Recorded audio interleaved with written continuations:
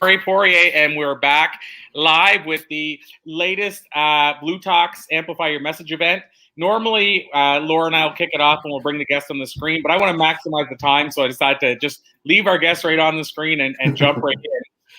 So you got a chance to meet Laura yesterday. I've been on these events now for 6 months. I was just saying almost 300 of these interviews, so you got a chance to know me, I'm sure, unless you're discovering us for the very first time, in which case I'll say if you want to know more about Blue Talks, go to bluetalks.com. That's the easiest way. And I don't have them in front of me, but we have Blue Talks books. So we have, we're just about to put the fourth one out. Laura has number 1 in front of us that she's in. So we have 4 Blue Talks books, and well, we will have next week 4.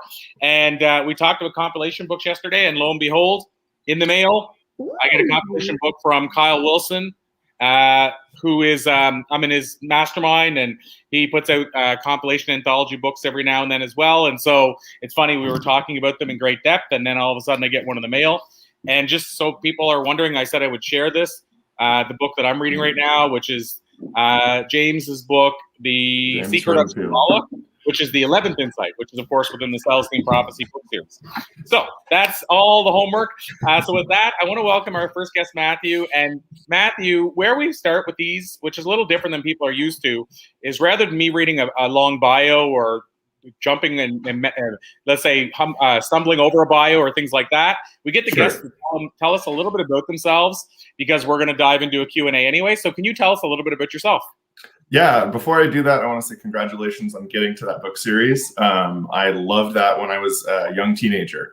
I was able to finish that, and it influenced the rest of my life. So anybody who is drawn to that entire book series, please do that. Foundational movements will happen. So yes, I am Matthew Embrey-mcclain, the Shamanic Happiness Coach. I basically am here for anybody who is stuck in suffering. And that kind of manifests in a lot of different ways. But anytime that you think that you can have a different experience in life, one that is a little bit more true, authentic to your nature, I work with you on the seen and the unseen level to kind of understand how you have foundational programming. And then I work to redo that.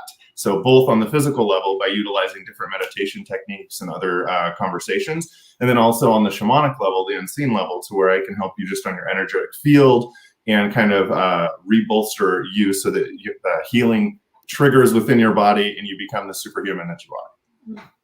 Yes. Wow. I love that. Superhuman. That's amazing. Yes. We're all superhuman. Yeah. We just, we've forgotten it along the way.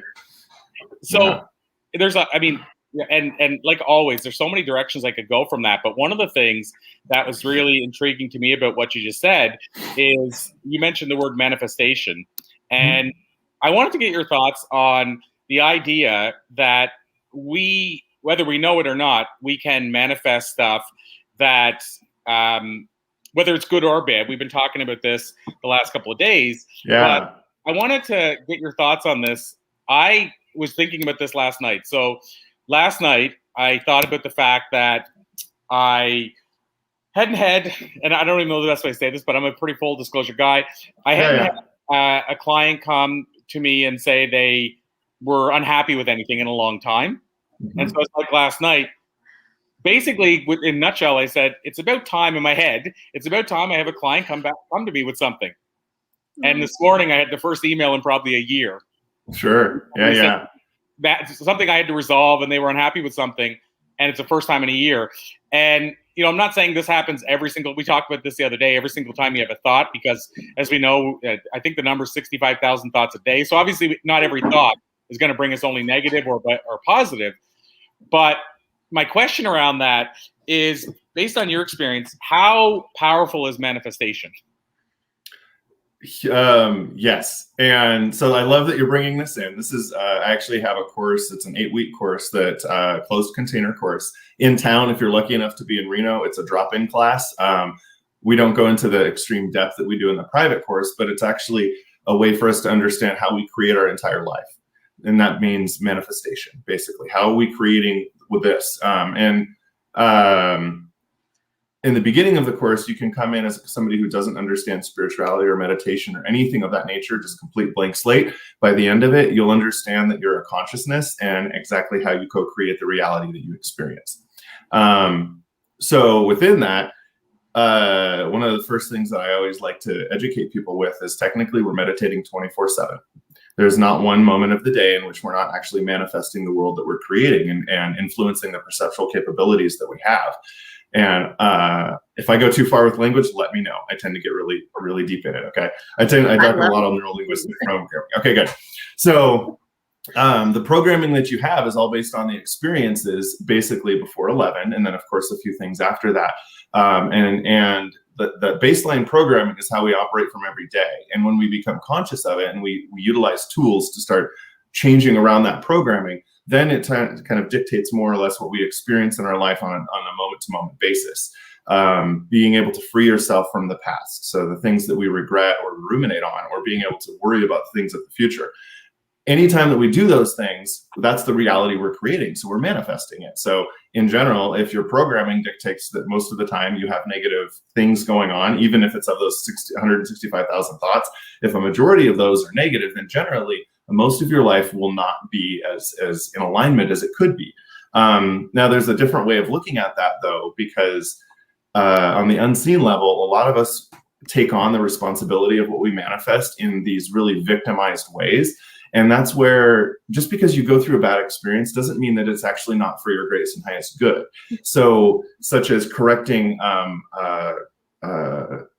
something that became out of alignment with an exchange, an energy exchange of some form, like you just mentioned. I love how I'm pointing this way toward you on my camera, and it's mirrored the other way. So, sorry. So, as we really understand how we create this world, manifestation is 24/7. And what you're dealing with currently is your life assignment. So a lot of people are like, oh, I'm ailed with so many different things, and they take that on as their identity. And that actually creates a feedback loop of the past. So all you experience is the past continuously. You may have heard all this kind of stuff from like the Heart Math Institute and everything like that. But that's really how when we're in alignment with how we think, how we feel, and what our body is telling us, then our spirit lights on fire and we experience joy and freedom from being a victim of what we experience. And that's how we don't suffer. When we are a victim of it and it like regulates us and causes us to do certain things, then yes, we will be manifesting certain things. Now, when we're talking about like this, I want to manifest different objects or different life assignments, so a different career, a different relationship, whatever that might be, or just different enjoyable experiences, different vacations, whatever the opportunity is. It's powerful to understand the programming around how you receive things. And so that's an entire session itself, is what's the programming around how you receive and your ability to create and use your awareness, like be mindful of that. So as you're trying to do those things, I love to engage in the unseen. So using mandalas or using some visualization and embodiment meditations. And the more that you feel it in your body, the more you create the programming or the experience in the body, the mind, and the emotions, the more that you already are primed for it. So if you're experiencing it within a meditation, you use that to act upon it, whatever influence you get, intuition you get, that causes an action, that's you're manifesting. So we don't just, I know I've listened to a couple of the previous episodes. I love it. People, a lot of us have woken up to the fact that when The Secret came out, there was this huge thing about just think about it and it'll happen. And yes, that does work up until you get to the action step. And then a lot of times it fell apart. The action step is huge because the emotions you experience give you a signal. The thoughts that are coming up give you a signal of what your programming is, all of these things. And then are you able to do the actions in the physical world to do that? Because your consciousness exists in this world. And, so depending on what you're trying to create, you really can have a big effect for it. And also like, one of the things that I also work with people is, are you able to wow yourself? Are you able to impress yourself? Because if you can't receive in that fashion, then you won't receive the big changes as well. Because you'll do you do something to stop it, some self-sabotage in some way to stop it. And it could be procrastination or taking on too many things, whatever it may be, Yeah. Well, so does that answer the question? Sorry, that was huge in context. Yes. No, it does. And it also brought up something else as a thought as well to me on it, is that you mentioned, when we bring this up just because it appears negative to us doesn't mean it is for a negative reason that it came up. And it makes me think, in this circumstance, maybe this is a person that wasn't speaking their truth about being unhappy, and that might have been gone on for 6 months. And I actually manifested them to finally say, here's what's going on. So they could be fixed in some form or another. And so to your point, I might have manifested it to happen today because of thinking it last night, but maybe that was actually a good thing. Because, and by the way, I will say what's interesting about it is last night when I thought about it, I was like, oh, crap. What did I do? Now I'm going to get a message. And then today it happened. And so, but I mean, the point is that what you mentioned, and the person said in their email, I've been debating about sending this for a couple of months. So maybe I pushed it to happen, and then now it can get off their chest, and they're not carrying it. So it may have been for a greater good, or I'll say it was for greater good. It's just that we don't always know what the greater good was. Maybe I'm reaching to say maybe that's what the greater good was, because otherwise it would sit there festering, and I wouldn't know.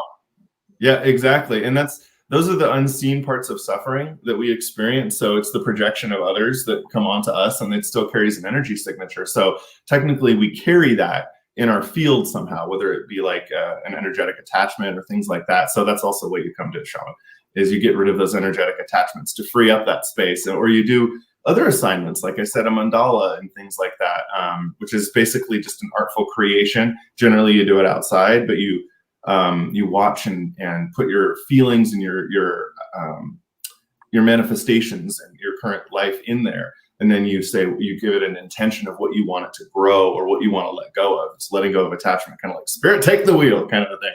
And as it transitions, generally you do it for a moon cycle. Whatever comes up in your field during that time is meant for is the, let's say, the magic that's opening up or releasing that block. So if you were to go in and do something of that nature, I would totally love to guide you through, like, okay, is there any other missing communications out there, perhaps? And then you could make something specifically for that, and it would align the universe, because you're creating this powerful intention. And by doing the mandala, you engage in using Mother Earth as well, and more of a collective consciousness thing. So as you just had that pin, chances are the other person was having an experience that was so monumental that you picked it up through the collective somehow. And so you got the thing as well, because it was in the back of your field, right? So you're just like, you guys are bouncing off of each other. That's how we all work. We all do it that way. So I want to ask another follow-up to that. And then, Laura, I want to let you jump in with questions you might have. But I wanted to ask this question because it's something that's always kind of a burning question to me. And I'd like to ask and get a take on this, not to be sort of controversial in the question, but it's something I always wonder about, is when it comes to manifesting. I see a lot of people now saying, I can manifest anything. And what I do is work with people to help them manifest their greater good and stuff like that. Yeah. And a lot of times, and I'll say a lot, but there's times when I see a lot of people that are in the healing business that are struggling financially. And some of it could be because they're scared to ask for what they're worth and et cetera, et cetera. But I'll have those people say, well, you're not manifesting this right or that right to me. And they're saying I can manifest anything and et cetera, but yet they're struggling financially. And then privately they tell me, oh, I just wish I could do this, or I'd love to do this, but I can't financially. And so, and give you an example, I shared the story about John Gray, who wrote Men Are From Mars. And John shared with me that he set an intention every day for 8 years for that book. And ultimately, the book sold 100 million copies. It was the best-selling relationship book in the world times 10. Second closest was The 5 Love Languages. And his intention was around, I want to impact this many lives. And how he did it, which I think is really cool, is he would act as if the publisher was calling him. So he'd act like he was picking up the phone and the publisher was saying, John, good news, the book hit the New York Times. And this was before it did, of course. Or he'd act as if a couple came up to him and said, you just saved our marriage. And that's how he set his intention. But I told people this, and it took him 8 years. And they're like, well, clearly he was doing it wrong if it took him 8 years. And in my head, I'm thinking, this guy manifested something that nobody in the world has ever done in history. Is it possible that it's going to take longer than a week to manifest that? But I find interesting is the same person will tell me that, and then a month later, 2 months later, 3 months later, tell me, I wish I could do this one thing, but financially I just can't make it work. So my question out of all that is, are they, and just your opinion, are they doing something wrong if they're saying they can manifest anything they want, but yet they're telling me I wish I could do this and I can't manifest it. It seems Sure. like there's a incongruency there or something. Well, I love. So there's a lot of topics to kind of break into this, and this is why I'm a happiness coach, because what people think is their happiness may or may not be for their greatest and highest good, because it's going to lead you down a path that is not fulfilling and you don't experience joy. So one of the things that we have to understand is the perspective of how much of the egoic nature are we coming at with what success is, and how much attachment do I have to having the thing. So if it's status, if it's certain things like that, those are a lot of three-dimensional manifestations of consciousness. And if we come out of that, we actually lose the need to do those things, and we can find happiness in other forms. So when we're talking about manifesting anything, a lot of times people are like, yes, I want to be free of this suffering of going from thrival to survival, or from survival to thrival, right? And the thing is, well, if your life assignment is to heal, we're all connected. So egoically, our journeys are not dissimilar. They're all connected. When we think that we're separate, we suffer a shit ton. But we suffer a lot. I'm free as well. I'm very open like that. So the experience you're going through, the time it's taking you, again, it's a three-dimensional construct. When we go beyond that, we start to lose the grasp of it on the conscious level. When we think that it's going to take us a certain amount of time, when we have a programming that adheres that, when we think that we have to go through certain things, we're actually taking on the responsibility of processing certain things for the collective. So in that sense, my ego might think like, oh my gosh, I'm not being successful or doing all these things. But in your life assignment, that's actually exactly what you're supposed to be experiencing to move through it. So technically, you're in the process of manifesting. Again, manifesting doesn't happen during, just like meditation doesn't just happen when you're sitting for 10 minutes or an hour a day. It happens 24/7. We are manifesting and creating the lives we experience every single second of the day. And that's even a misnomer, because it happens just at all times, with that, in between seconds and outside of time. So what it took, so this person wants this idea of, I want it to impact so many people.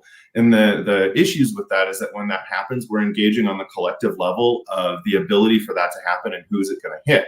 So my idea of the most people might be like 50,000 people right now.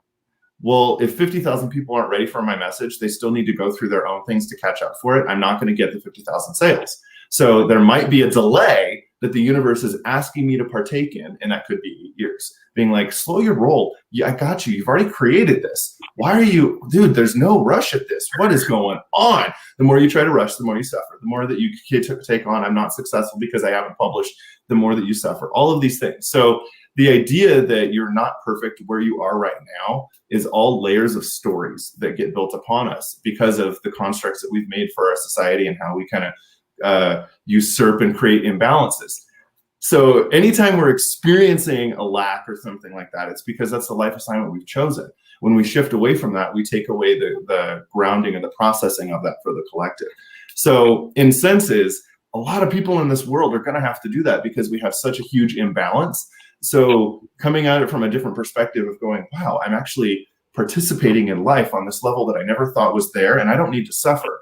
Just because I can't buy a Starbucks every day doesn't mean that I'm suffering, right? So you reorient really what's making you happy, because the things you're searching for are not actually making you happy, and they're causing you to suffer. Because again, I'm not this yet, I'm not that yet, whatever is coming into your field. And if you can step out of that, then you start to go into the flow a lot more. Now, there's also part of the plug-in when you are wanting something. So I want this so bad. The universe gives you infinite opportunities to want.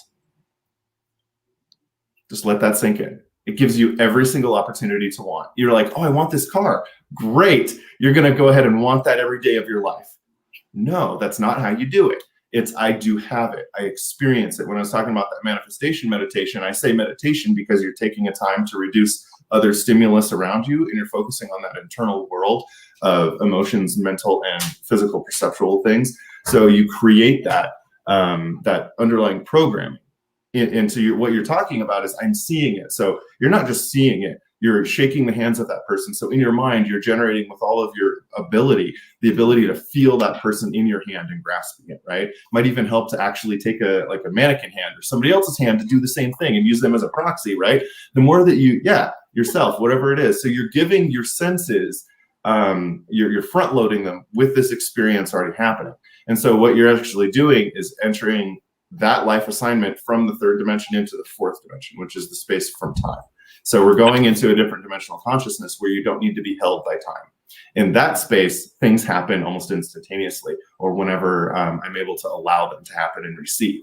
So sometimes that can take big changes, because if I have huge monumental stories that I've piled on my life, I have to get through all of that Nike stuff to get rid of, to allow this thing to manifest. And if that means that you need to grasp your full self, then you're going to be in that mode for a while. If you need to understand your power, your availability, your connection, you're going to need to do that. If you need to understand friendship, how to communicate in different ways, those are the things you're going to go through if you're not stuck in the receptive mode, because the things that keep you from the receptive mode are the things that keep you identifying as who you are from moment to moment. So when you wake up in the moment, like I always ask people, what is the first thing you do to justify who you are in the morning? Just let that percolate, right? It's like, wow, what? Visualize, great. So you visualize, that's good. So there's a lot of proactive things you can do to constantly be in this flow of change, right? And a lot of people are like, oh, I have to have my coffee. I know I have coffee right here, but we were at a fire ceremony last night in the backyard. So it's like, I'm going to need a little bit just to get a little more awake, but I'm utilizing this as medicine. I could have just as much had just extra water or other things to do the same thing. And that's being free to navigate without boundaries allows you to recreate yourself in every moment. But in so many instances, we use the moment to justify who we are. Like, I'll fully own up to this. I don't like mayonnaise or mustard. They scare the crap out of me. I don't know why. And so anytime that I approach that situation and I go, I don't like mayonnaise or mustard, that's a justification of my reality. And I create it every single moment. If at any time I was like, I love mayonnaise and mustard, and I completely internally 100% believe it, it would shift. I wouldn't be the same person because I'd shifted, right? So that's a little example. But yeah, how many times a day do you justify who you are? Yeah. Wow. I love all of that. You get me so much. I love it. Yes. Yeah. We're all soul family. It's perfect. Oh yeah. Absolutely. And I did have a question. Okay, and I was going to mention, just to give us all an update, we have about roughly 5 minutes left, so I just want to give the warning. But Laura, I've also robbed all the time, so I want to let you go because I heard you just say I have a question. So no, the whole time I'm just like, yes, preach. Love it. Okay. Yes. Non-denominally. Okay. So the question that I have is around truth, which you had mentioned earlier, Corey, and you just elaborated on beautifully. Or segued into beautifully. I want to know how much you feel people are disconnected from their truth. And I'm going to kind of phrase that in the way that we have a lot of people who have perceived surface level truths, right? And then the deeper inner truths of who we actually are at our core. So how much do you feel people are generally disconnected from those deeper truths? That is a great question. And it's going to require a lot more than 5 minutes, but I'm going to try. I'm going to pull this in. So when we're talking about the truth of who we are and what we're inhabiting, then exactly what you're doing in this moment is 100% the only thing you can do. So no matter where you are, technically you're in your truth. Are you expressing the stories that are built on your consciousness, or are you free to express the full consciousness that you are without boundaries? So that's kind of the two ways to look at that. Is one, yes, everything I'm existing in is exactly where I'm supposed to be, and I can learn from this and use it as truth and wisdom and kind of recreate and co-create my life. The other aspect of that is how much of this stuff do I actually need to go through in order to fully express myself in the freedom? And when we go into that level, we kind of almost enter into the realm of breaking down identity, being in a collective, so to speak, because we all have human experiences and whatnot. But the fact that we have separate bodies is one of the only things that actually keeps us separate. When we start to transcend the idea of being in a body, we start connecting on far greater levels. And that's when you can hear people talk about empathy or all of those things. We all have empathy. We all have various levels of it. It's just whatever you give more attention to develops more. So in the idea of I want to experience my fullest authenticity, what most healers are talking about, no healers heal you, you heal yourself, In that context, what they're referring to is how much of the stories do you have piled onto you that are stopping you from creating other things that are meant to be in this world right now. And that could be bringing things back to balance. So it's like, are you somebody who is supposed to truly help the environment in this world? Because we know all of our food populations are starting to collapse, or we're not really healthy in those spaces, right? The things that are keeping us alive on this planet are in jeopardy.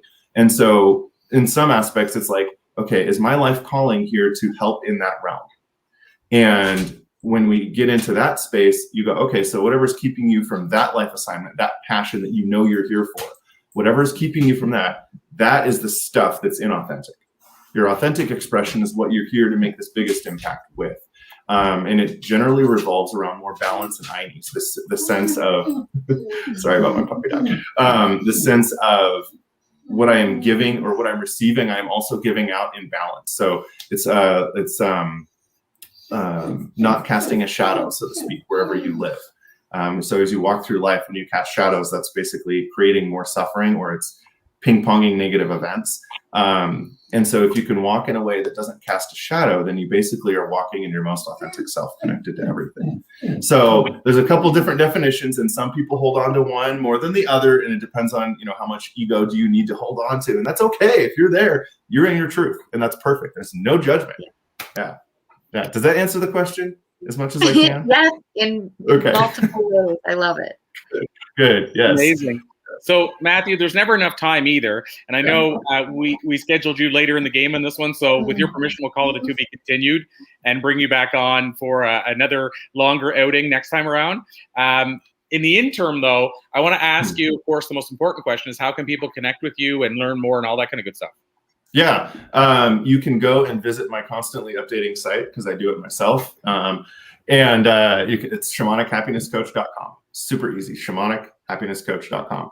And on there, you'll find my number and also a way to email me, but you can email me at matthew@shamanichappinesscoach.com, or you can give me a call, 775, the Reno area code, 775-800-4271. Any of those methods get to me, and I love doing intake sessions and doing Zoom sessions if that's something that people want to do. So if you don't want to come to Reno, I love doing those things. Coaching is beautiful.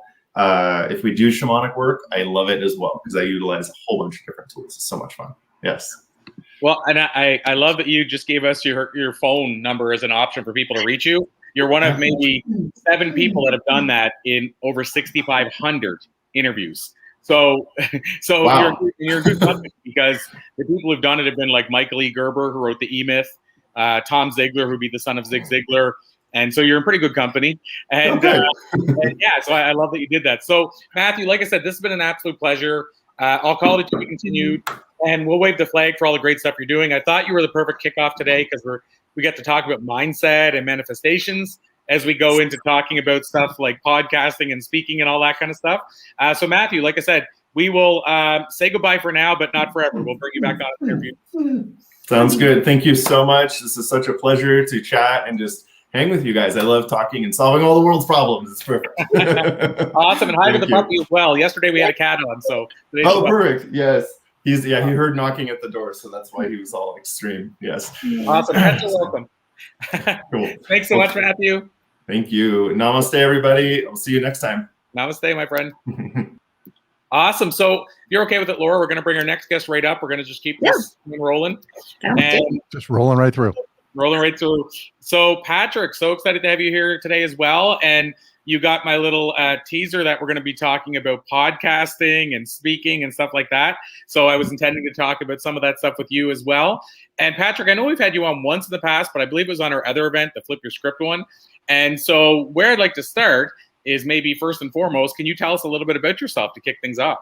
Yeah. So I run a company called Embrey Leadership Group. I do a lot of work within organizations, healthcare, manufacturing, working both individually and with teams in terms of what I would say from a team standpoint is doing 3 things. One is creating teams that support each other, they challenge each other, and they celebrate each other. Because if teams do all 3 of those things, really it is, you have everything that you need there to be effective, whether it's a team or at home as well. That's right.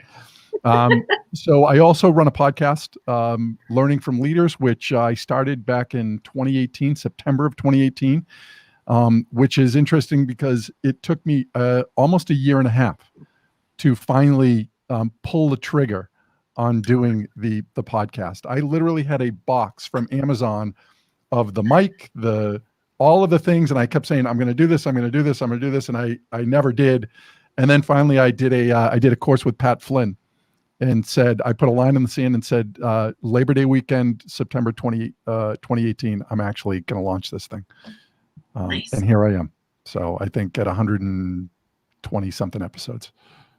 Amazing. So, well, there's so many directions to go from there, because I know Laura just mentioned yesterday she's on the fence on a podcast. And also I wanted to ask you before we even kick things off, since you started with Pat Flynn, what was that experience like? What was his product like? Was it a great experience to kick things off? It really was. It was a great experience. And for me, what was so helpful, it was that it just walked step by step how to do this. And it broke it down into things that I literally would have my iPad set up as I was going in and getting it set up on, on Apple, iTunes and all that stuff. And I would literally go back and watch the video and pause it and, enter the information I was supposed to end and pause it. And once it was in, it was just so much easier to sort of turn it into a system. And now at this point, I use a company called Poditize that they now do the podcast for me in terms of the final product, which has been great.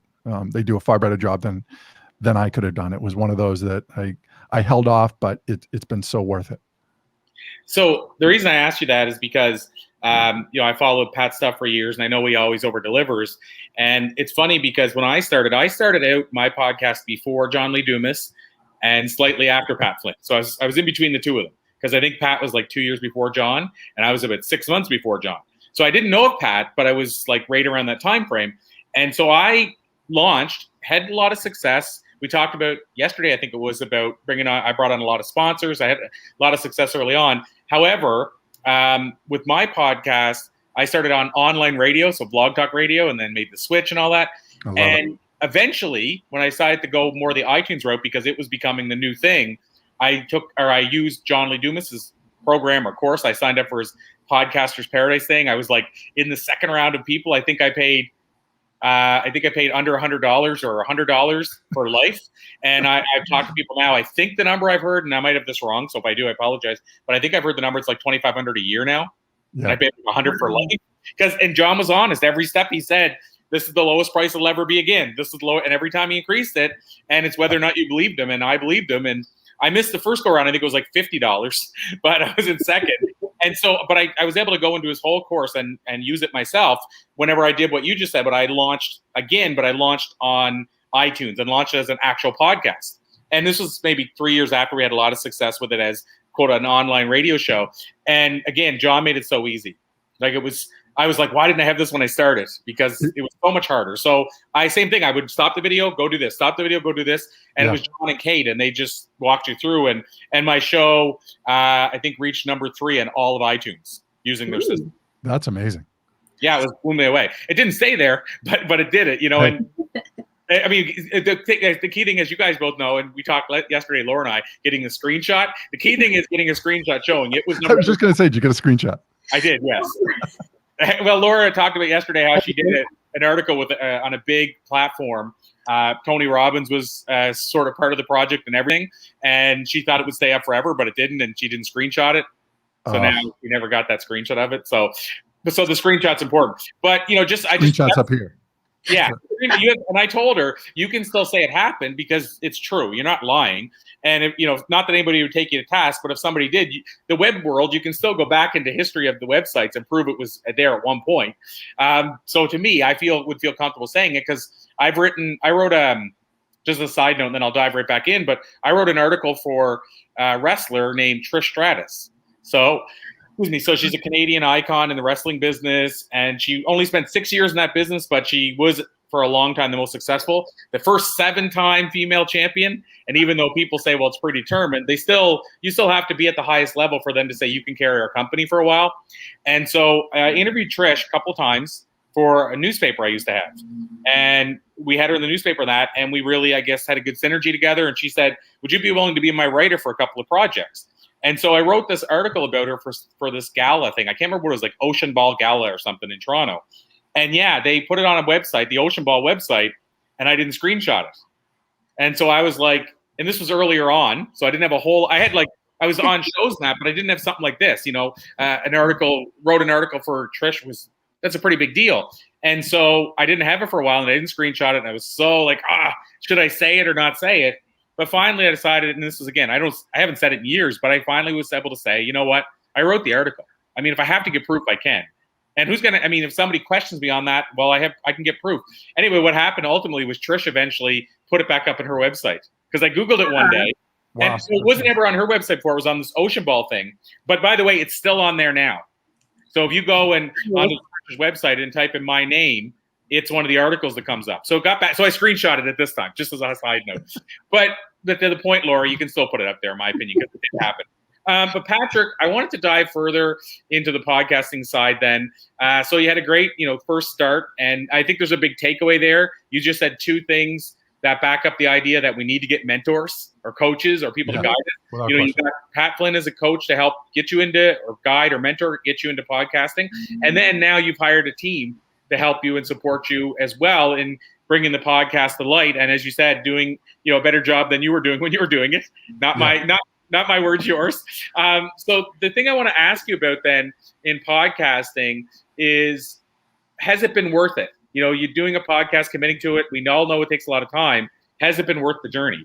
Yeah, without question, it's been worth it. And not maybe the way that it often gets promoted out there, like, you're going to get on the list and you're going to get advertisers and, all of this, where you're going to rank and how many followers. That has not been my path, but that wasn't the intention when I first started doing the podcast. What I wanted to do was the podcast based on, and it's funny, in my mind, I wanted to do two podcasts a week. One, I wanted to interview somebody else, and the other, I wanted to talk on just a specific piece of research that was out there that would validate some of the work that I was doing in leadership or sales or team development.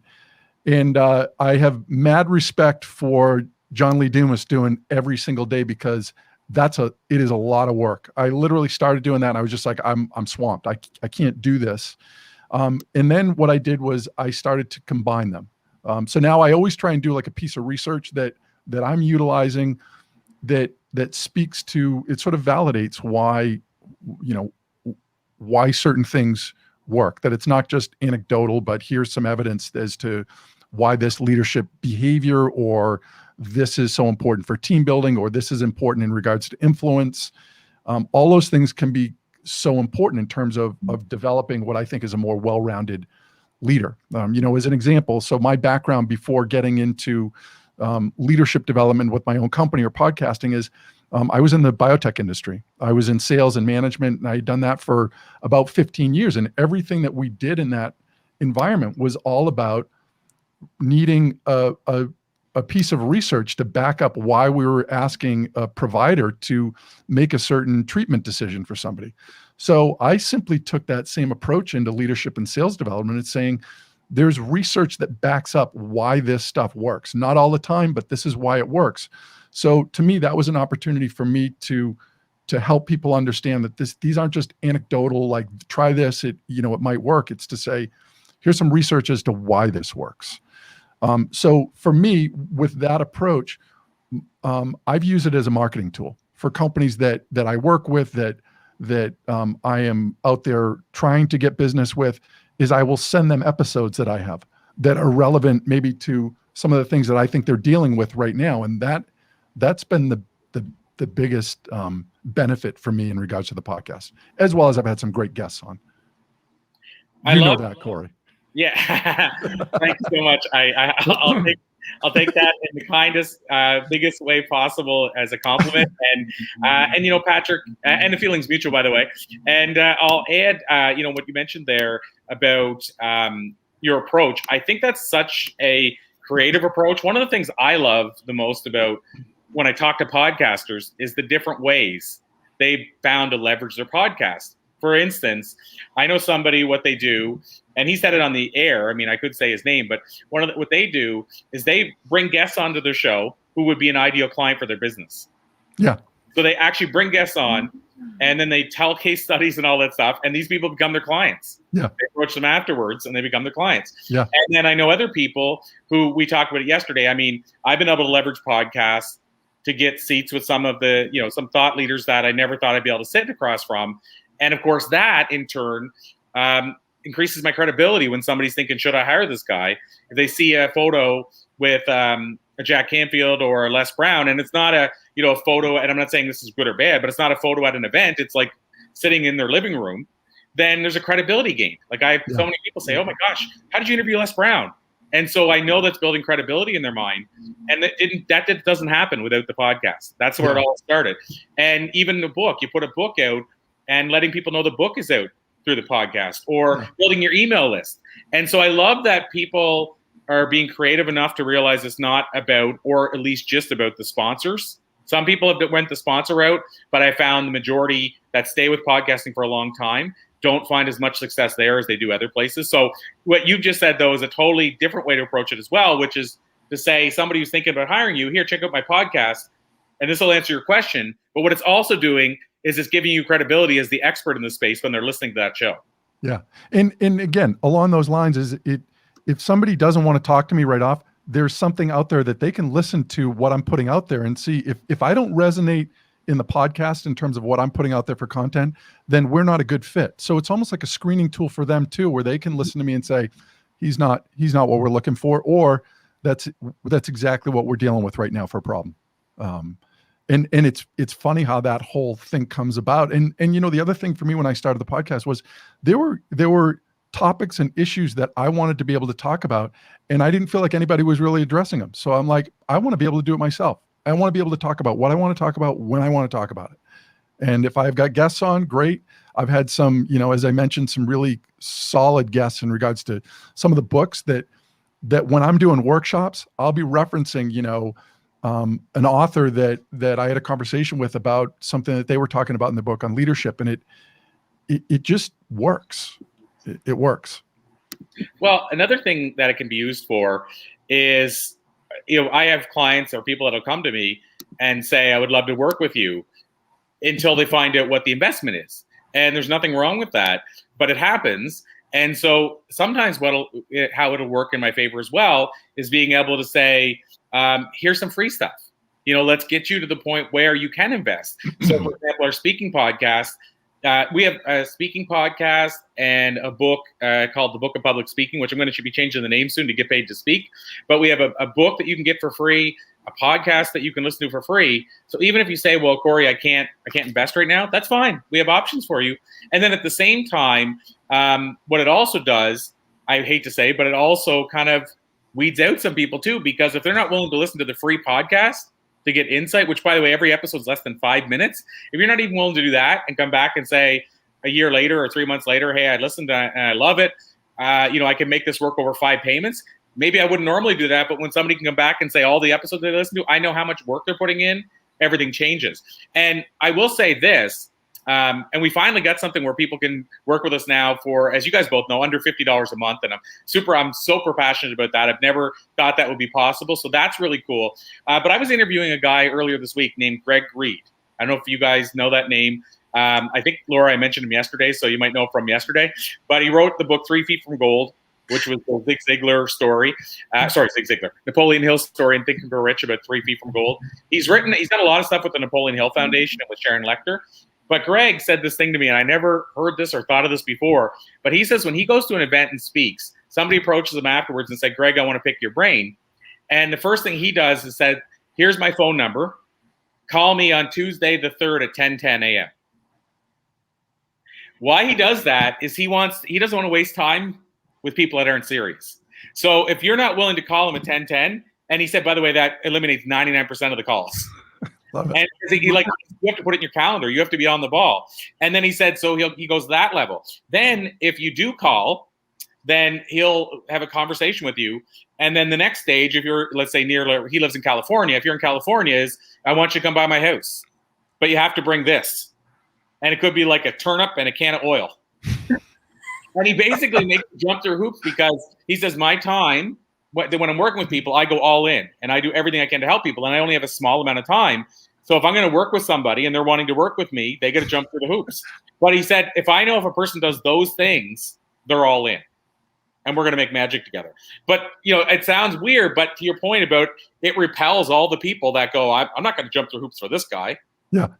And what he's going is, if you're asking for my time, it's like, I know somebody was in an anthology book, running an anthology book, and they reached out to Seth Godin and said, we can get your message in front of 100,000 people in our anthology book because we have 10 people sharing with 10,000 on their list or whatever. I'm sorry, but Seth is doing you a favor if he goes in your book. It's not the other way around. And so it's the same thing, is that in this case here, probably in most cases, Greg would be a mentor to them. So he's saying, if I'm going to give you my mentoring time, you got to jump through some hoops. Anyway, I just wanted to share that when you said it. No, I do love that, especially the first part around the let me pick your brain, right? Because I can't tell you how many, right, that people are like that. Let me pick your brain. I like that sort of how badly do you want to pick my brain? Love so it. what do you do with those people? The people that go, I want to pick your brain, and that they just want to get free information. Yeah. I guess, the question is, what do you do now when that happens? Yeah. Yeah. And again, I look at the podcast as an opportunity to share information, right? To just put it out there, right? We don't own any of it. It's even the best of ideas. That's what I love. Napoleon Hill said himself that what he created in Think and Grow Rich was nothing new, right? He didn't have any novel idea. It was just the way he arranged it, listening to different people. He was very open about that in terms of like, this is all stuff that's out there now. I've just compiled it in a way that hopefully is easier for people to utilize. I think with a lot of that stuff. Yeah, that's most of the work that I do. And then I've always struggled with that results part where I'm like, this stuff is new. And every time I reiterate something, how do I get those people that go, okay, here are the results? But on your podcast where you're saying, here's the research, here's that fact, and then you have that conversation around the research and the facts, those are the results, whether you've used it or not. Like, you start at that point and just grow. Laura, so you bring up a great point. And so you think about when I'm doing work in healthcare or any other industry, and they'll say, what's the research, or how can you prove that this is going to happen with our company, right? In terms of these numbers, we want to see this.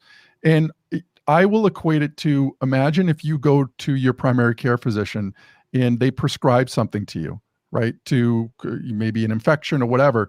They don't, every time they prescribe that, do a clinical trial for that to make sure that it's going to work again in you, right? We just sort of take the evidence to know that this has been tried so many times out there that we know that when you do these things, when you behave in these ways, this is the result that you will find. So we don't need to replicate this over and over again. The research has been done. I love that.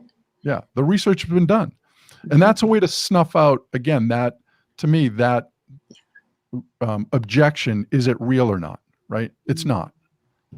So to circle back to one other quick thing too, Patrick, and then I want to dive a bit further into the speaking side and the leadership side.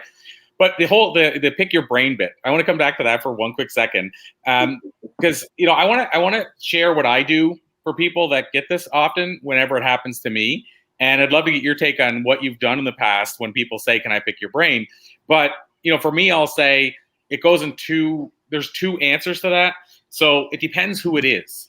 So when I say that, what I mean is, if it's a current client who's already invested in me in something else, but now what they're asking about could be as big as what they invested in, meaning they could be asking for thousands of dollars in advice, and yet they invested in something completely different. But if it's somebody who's invested in me, I will take the time to give them a message answer. Like, in other words, I'll type an answer to them, but I'll let them know, look, this is scratching the surface. So I'll give you an example to make it easier to visualize. If somebody says to me, I want to launch a book, how do I make a New York Times bestseller? I mean, that's what everybody wants to know. And first of all, there's no guaranteed answer to that question. I'm just using that as an example, but there's no guaranteed answer. My latest book, we talked about it yesterday, is a co-author book, and it's a Wall Street USA Today bestseller. If they ask me that question, for instance, there's no easy answer. But my point is, I'll give them an answer and say, here's how people have done it. But let's say they want to work with me to help them on the author side. Now, I don't do that kind of work anymore, but let's say they want me to coach them on the author side, but they're asking me a question like that. If it's somebody who's already invested in me, I'll take the time to say, explain, here's how the process works. This is not how I would do it with you, but here's how the process works. And then that's their one pick. They get one brain pick. And then I'm going to say to them, if I were to help you do this, it's something you'd have to jump into my program or what have you, because there's way too much. I'm not going to be able to do you a disservice to try to walk you through it verbally. And we both know that that's the case. All three of us know that's the case. So that's one thing. But then there's the other side of somebody I haven't worked with. I don't really know them that well. Hey, I want to pick your brain on something. And so what I do there is I do, as much as possible, send them to the podcast, send them to say, hey, grab my book. In some cases, I'll say, hey, I'll send you a free copy of my book, because it's cheaper for me to send them the free book than it is to spend 3 hours letting them pick my brain. But my point is, that's the approach I take, because at the end of the day, and I might start taking Greg's approach of it, making them jump through a bunch of hoops, but that's the approach I've taken. But I will say that when it comes to current clients, I've fallen into that trap where I feel guilty if they've invested money in me, just saying, sorry, if you want that answer, you're going to have to sign up for my elite coaching program. So I've struggled with this. And I will say what helps too is if you have a staff member or a virtual assistant or somebody else that can field the question for you. Let me connect you with so-and-so and they'll walk you through our process. But anyway, that was my sort of long answer. But Patrick, what have you done when you've had that question? Yeah, I think that's a difficult one, especially I look at it from a standpoint of, I think most of us are in this industry or where we're helping other people, we're helpers. So when somebody asks us for advice or so, you just naturally, it's like you want to be able to help. That's how I find myself. I will tell you, there's one author or a guy named Chet Holmes who's passed away since, but he wrote one of the best books I've read in regards to sales. It was called The Ultimate Sales Machine. I think it was like 2007, and it was just as I was starting out my business. And what I loved about it was he talked about a stadium, the stadium pitch. And he talked about it in terms of, if you think about it, only a certain number of people are in the market for what you're selling at the time. And say it's 10% of people looking for coaching or leadership development in their company or team building, whatever it might be. But you need to stay in front of those people continually so that when they're in that 10% space, they're thinking of you. So he talked about it in terms of education marketing, that really everything was about things that he probably knew they were dealing with within their organization. And these were quick things that he would mail to them or email to them to sort of just stay in front of them. Like that's an article or something that's important to them. And to me, I guess going back to the podcast, that's how I've looked at this too, is it's education marketing that I'm doing. I am listening to what's going on with clients that I have or people outside and saying, or an article that I might read in the newspaper that says, this is a problem right now, and I'm going to do a podcast on this and then send it out, knowing that some people are probably dealing with this right now. So I would say I'm more on the line of, I just give it out there. And so far it's worked. Well, and to that point, I'll circle back to what I said. I should add that I said, I've fallen into this trap, meaning to the point of what you're both saying is I'm a giver at the end of the day, and it's hard for me not to want to help somebody. So I said I will typically give them an answer, but I think where the fine line runs, and Tony Robbins doesn't have to worry about this because he has 20 gatekeepers before they ever get to him. But if you don't have that gatekeeper, and now we're on social media, they can just send me a message on Facebook. Where the fine line for me is between guiding them and helping them and doing it with them. Because, some people, once you say, okay, here's how you would do it, and then they'll say, okay, well, I'm just starting. What do I do here? Like they're actually trying to get you to walk them through it. That's kind of the only place where I draw the line, is that I can't be spending, 3 hours walking them through the process. But if it's a matter of them saying, I don't even understand how this works, then I'll say, here's basically a nuts and bolts of how, again, Wall Street Journal USA Today works. The one thing that's really nice now is with this new influencer vault, we're teaching that stuff in there. I can say, here's your answer. Now it's $44. And that's in some ways similar to what we just talked about with Greg, because if they want it that bad, they want to be a Wall Street Journal USA Today bestseller, and I'm bringing them into our influencer vault that's teaching them that. If they're not willing to spend $44 a month for that, Yeah. then that kind of also eliminates. Yeah. Along those lines too, I would say that if I have somebody that's asked me specifically something that they should do, and I follow up with them and they haven't done that and they're asking me about something else, then to me, that's somebody that I'm not going to spend that time with them anymore, because they asked me already. I gave them a direction and they chose not to take it. So it doesn't make sense for me to keep doing that. Love it. So I said we were going to go down the path a little bit about speaking, and Laura, again, I'm going to let you jump in on this too, but I just want to ask you, Patrick, what does life look like post-COVID? I mean, we're still in COVID. So I just mean, I called pre-COVID before it happened. So during and post-COVID, like, what does speaking look like for you? Because obviously, you and I, live speakers to some degree, we're going out and speaking and working with clients now all of a sudden, and especially in the last year, that's changed dramatically. So what has that done to you? And have you had to pivot? Yeah, I completely had to pivot. And I know you had success with online, in terms of virtual talks. That was not something that, for me, it was really something that I would say that I pursued, as well as it just didn't, for me, it didn't work. However, my business pivoted. That a lot of the work that I do now is workshops that are virtual. Now, my coaching has always been virtual, so there was no transition there. But in terms of the workshops that I do, there is something to be said about being in person, to feel the energy and reading people much easier than it is than when we're doing this. Now, that said, there are always resources that we will lack. We all have the ability for resourcefulness, and that's what we have to do, all of us. Those that will succeed through this are those that are resourceful, figure out different ways to do things. For me, in regards to the speaking, especially over the last, I would say since the beginning of this year, I've had many of my clients open up to coming back in on site, smaller groups, under 10, but to me, that's my space, is just to be present in front of them. So. I'm glad you said that too, Patrick, because that's a thing that a lot of speakers aren't sure of. Like, they're not sure that this is going to come back around. And I would argue it's already starting, it's continuing quickly. Meaning, I'm seeing lots of clients that are booking their late 2021 and early 2022 live right now. They're booking speakers. Because as you know, booking the speaker world, you can't just like say, I'm going to start running the event in November of 2021, and I'm going to start the process of hiring speakers in late October. It doesn't work that way. So they know if there's a chance we're going to run in 6 months live, we got to start looking at speakers now. Even if the contract they sign might be more of a tentative contract than it would have been in the past, I'm seeing a lot more people looking for live speakers. So for anybody that says to me, is speaking ever going to come back? I would argue it's already starting, and it already has. I mean, what you're seeing on the training side, it already has. You know what? And it's because we need that. We crave that. We're pack animals. We need to be around each other. This idea that we're going to stay in bubbles we can't do it. It just doesn't work that way. Just like people who say that handshakes will never come back. I disagree. I think that is so ingrained in us in terms of how we connect with people that will come back in terms of that.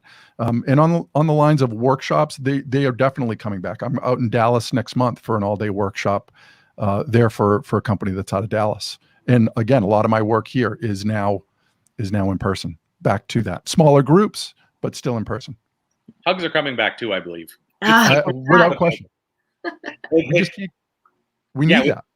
And that the handshake side, I won't out anybody, but I'm going to say there's been quite a few people that I've run into locally since this all started that the first thing they do is put out their hand to shake the hand. Still, there you go, right? So, I mean, it happened all the way through. So I don't even know if it's coming back. In some ways, for some people, it didn't go anywhere.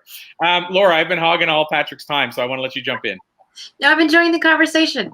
Before we went live today, I was actually listening to one of your podcasts, and I loved a quote that I heard. It spoke to me. It said, "We all have the ability to lead like no other, and it starts with ourselves." Yeah. So I wanted to know where that belief came from for you. So where did that belief come from? So there's actually a direct story to this. On LinkedIn, I talk about sort of my hero's journey, right? That story of how I got to where I am and continue. And it goes back to Zig Ziglar. See you at the top. And this was a story that I told when I was in high school. I lost my mother to breast cancer when I was a sophomore in high school, and went through a lot of struggles and was very much into drinking and other things that probably weren't very healthy for me.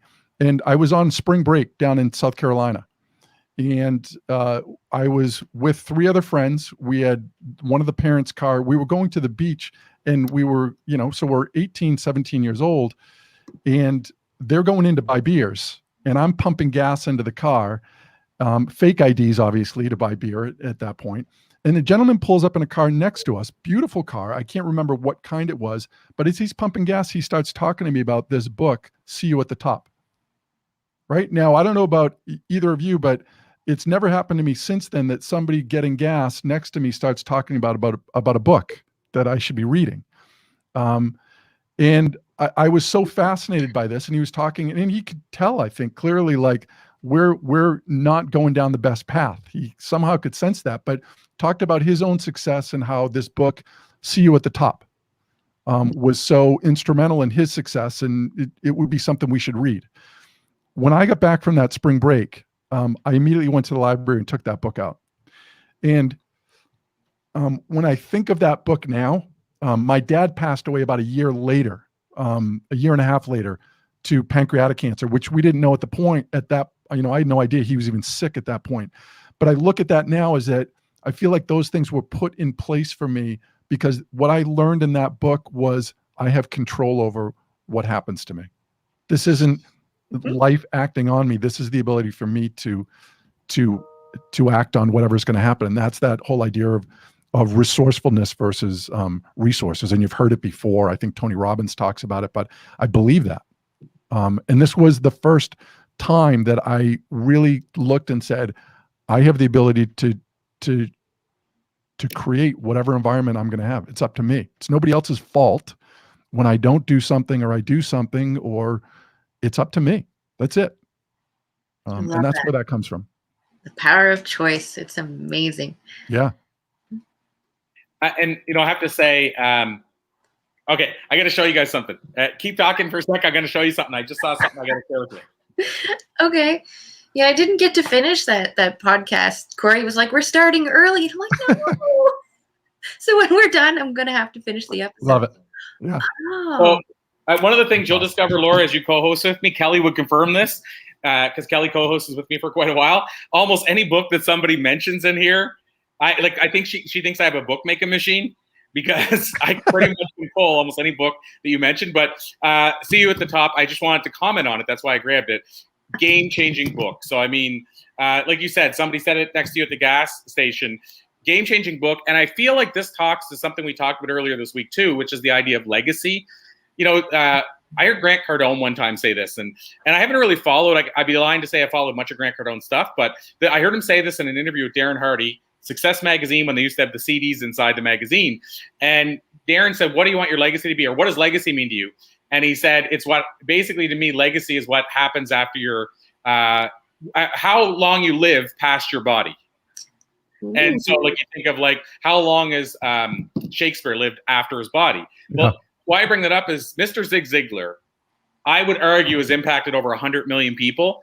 And the true test of his impact is the fact that when he passed away, they were just starting a Facebook page. And I think when I talked to Tom, which is a year later, Tom being his son, they had 100,000, maybe 200,000 people on their Facebook page. They had, by the way, over 100% engagement. If you know anything about social media, that's unheard of. Crazy. Anyway, now, I don't know what they have today. The last I looked, and I bet you it was a year or two ago, they were at 4.5 million. To me, the fact that their Facebook page grew that much and comments that much and people saying how much he changed their life that much, to me, that's his legacy. Yeah. And, this book is just one example. How many people's lives did that book change? So I just love when somebody shares a book was a game changer for them. So I was at the gym this morning. Oh, wow. Right. Zig Ziglar, 25th anniversary. Again, to me, that's like going to the gym, one, to work physically, but my mind, we always need to be doing that, and emotionally and spiritually, right? We're always working out, hopefully. Absolutely. So, and again, Laura, I asked a lot of the questions early on. So, do you have another question for Patrick as we start to wind down? If there was one message that you wanted to really get through today, what would that be? So the tagline for my business, for all that I do, is rise above your best. And to me, that the reason that resonates so much is we spend so much time, right, measuring ourselves against somebody else's yardstick, their level of success. So in coaching for me, when I'm working with an individual and they're like, I can never get to their level, they're so much better than this than I am, I say, you're missing an opportunity. Is look at yourself. Where are you today? What are you doing right now? And how do you get better from where you are? Because we all have that ability. I can't get to your level. I can't get to the number of subscribers, whatever. And if I look at you and your, that's the level of success, then I'm always going to be probably dissatisfied with who I am. But we all have the ability just to rise above our best, regardless of where we are. And to do that, it always keeps us in a place of forward momentum when we're rising above our best, always. So that's probably the lead behind message that I would say is, now I'll talk out of both sides of my mouth, because I do think that it's important to have rabbits. I used to road race a lot, and I used to pick people out. I'm gonna catch that person and pass them. I'm gonna catch that person and pass them. I think there are rabbits in business that you look out to them, and those are people that I aspire to getting to where they are and then passing them. That's a healthy way to look at it, but I'm no less of an individual if I don't get to that level yet, right? It's just what I'm working toward. Again, rise above your best. I was talking about that in a show that I was doing last week. I'm like, the way that, well, I just started biking again. I'm like, the way that I got to the top of this really steep hill and I posted a photo was that I found a rock, or I found like a little line in the road or a twig, and I went, I just need to make it to there. And then I get there and I'm like, okay, where's the next one? I just need to make it to there. And I went from the rock to looking at the progress, to the stick, to looking at the progress. And really, that's all you need to focus on, is the back and forth. Yeah. Find those rabbits. 1% change, you don't notice it in the moment, but over time it adds up. Yeah. And it was so slow. Oh, sorry. I was going to ask you the question I always ask every guest we have on, the time machine question. So my time machine question, if you could jump into a time machine, go back and talk to a younger Patrick and give him one piece of life advice based on what you've learned in the year since, what do you think you might tell him? Oh boy. Just one? I only get one? Several.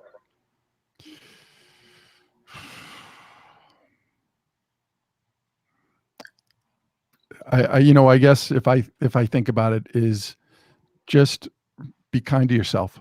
Things will always work out, right? Because there were times that I didn't feel that, and I feel like I wasted some time when I got caught up in that. So that would be it. Love it. Laura, did you have any final questions before we ask Patrick the second most important question about how we can learn more? Not a question, but I do have a comment.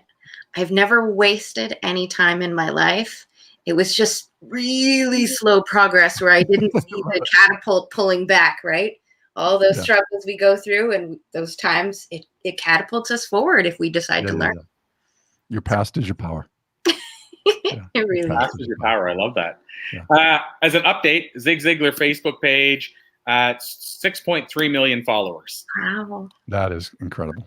Well, especially, like I said, it's maybe 4 years, maybe 5, but I think it's 4 years ago. I had Tom on, and they were at most 250,000. Wow. That's a pretty big jump in a short amount of time. Now, they don't show engagements anymore on Facebook. I doubt it's 100 and some percent. When you're at 6 million, that's a little different. But either way, I bet you it's higher than most. And why that is because Ziglar impacted so many lives. People want to share that. And what they did really well early on was quotes. And people love sharing quotes from somebody that changed their life. So I just wanted to follow up on that and say they're still growing. So Patrick, most important question of the day, how can people find you if they want to reach out further now that they've had a chance to meet you here? Sure.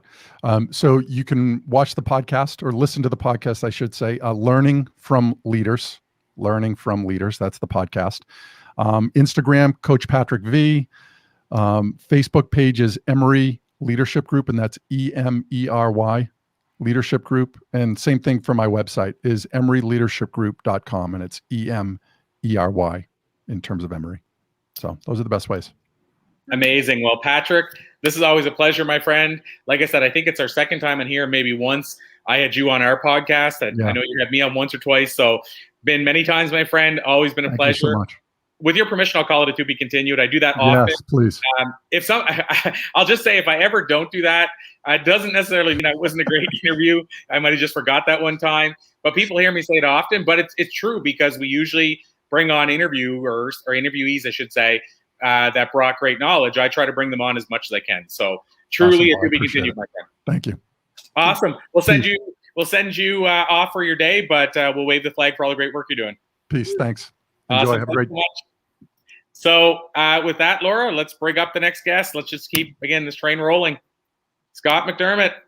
Good morning. Hello, Scott. How are things going, my friend? Fantastic. How about you? Doing what do they say? Never better is one of them. What somebody just said to me the other day when I asked what did they say when I said, how are you doing? So good. I'd love to be me. Nice. I I've love never it. heard that one before. But yeah, so I'm doing fantastic. And I don't think I asked Laura that yet. So Laura, hopefully you're doing well. I'm doing amazing. The clock keeps telling me I'm in the right spot. And did you notice that under Scott's little name there, it has his phone number? Yes.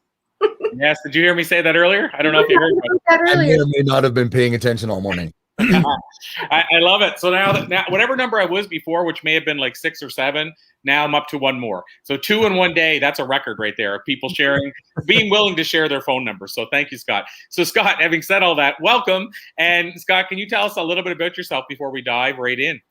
Yeah, for sure. First of all, I just want to acknowledge how awesome this is. I love plugging into you. I love plugging into your podcast. I love plugging into these interviews because it just makes my whole brain go, would you? Because there's so much good information in all of I'm writing notes and I'm like, this is great stuff. Yeah. Yeah, right. You can't help it. There's so much good to learn. So yeah, it's great to be here. My name is Scott McDermott, and just the quickest version of my story. I was in architecture for 13 years and sat at a desk and was trying to be successful in the corporate world, and I was really good at my job, but I didn't love it, and it got me fat and sick. And I did. I was eating like a garbage compactor. I had no idea what to do about that, and I had sugar on my sugar with my Fruit Loops, and I just was an idiot. And I got to a health crisis, and I finally had a doctor who did a physical, and he said, geez, kid, you need to start eating right, exercising, take care of yourself. You're not going to make it to 30. And so I took that advice to heart, and I joined a gym, and I met a buddy who was a personal trainer, and I started just becoming a student of nutrition in the 90s. I dropped 40 pounds of fat. I put on 18 pounds of muscle. Was in the best shape of my life.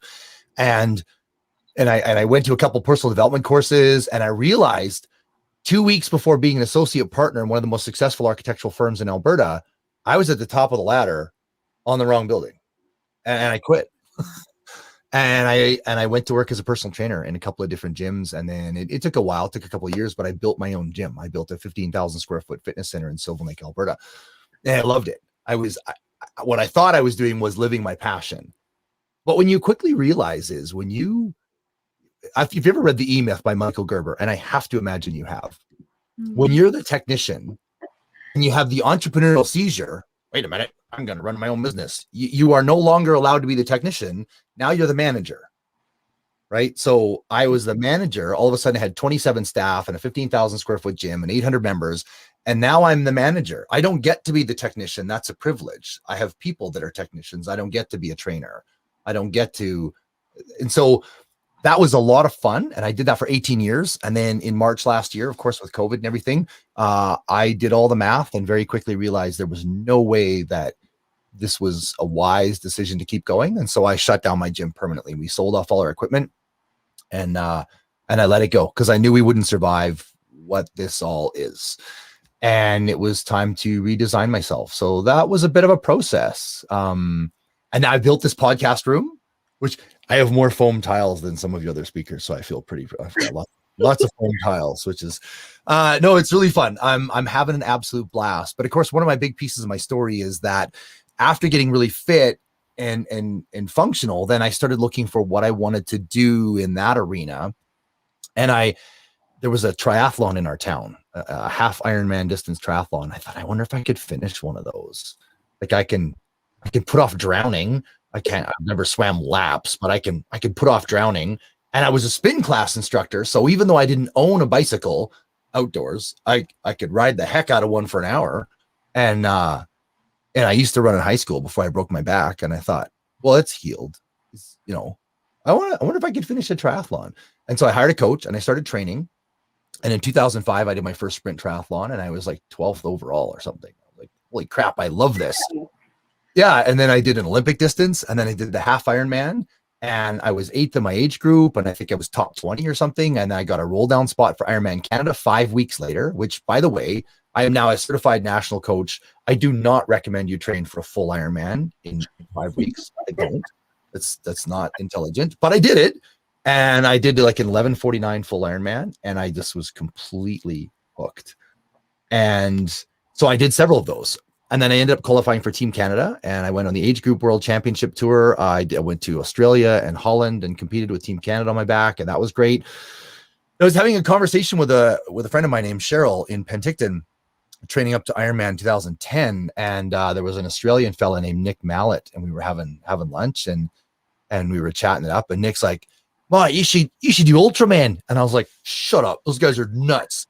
And he goes, "Yeah, think about it, mate." And I won't wreck his accent anymore, but because Canadians do Australian to Canadians, well, that's pretty good. Australians like, "Oh, dude, don't do that." So, but he cracked my brain open to it. He's like, "Well, once you start swimming, you could swim for a long time, right? If you had a kayak that would feed you electrolytes periodically, like you could swim for a long time." I'm like, "Well, I guess so." He's like, "You're a strong cyclist," because I was. I've done a 400K cancer ride in one day, and I can ride a bike. And I was like, he's like, "Yeah, you can handle the bike part." I'm like, "Yeah, but dude, a double marathon on day 3, because an Ultraman is a 10K swim, 145K bike on day 1. Day 2 is a 275K bike, and day 3 is a double marathon." And I was like, "A double marathon? Seriously? Like, that's just ridiculous." And he goes, "Yeah, but think about it. You can do like a 320 something marathon. What if you slowed it down to an easy 4-hour marathon? And then it's a 12-hour cutoff. You got 8 hours to run another marathon. You could walk it." And I just thought, holy crap, he's right. And so I signed up for Ultraman Canada. And in 2011, I was 6th overall. I was 20 minutes from second place. I was just, okay, this is what I'm doing now. And so I went to the World Championships in 2013 and had a great race. Was 21st in the world. And I thought, I want to come back and I want to race this, because my first year at Ultraman World Championships, I felt like this kindergarten kid that was in the high school going, "Ooh, look at all these actual athletes. What am I doing here?"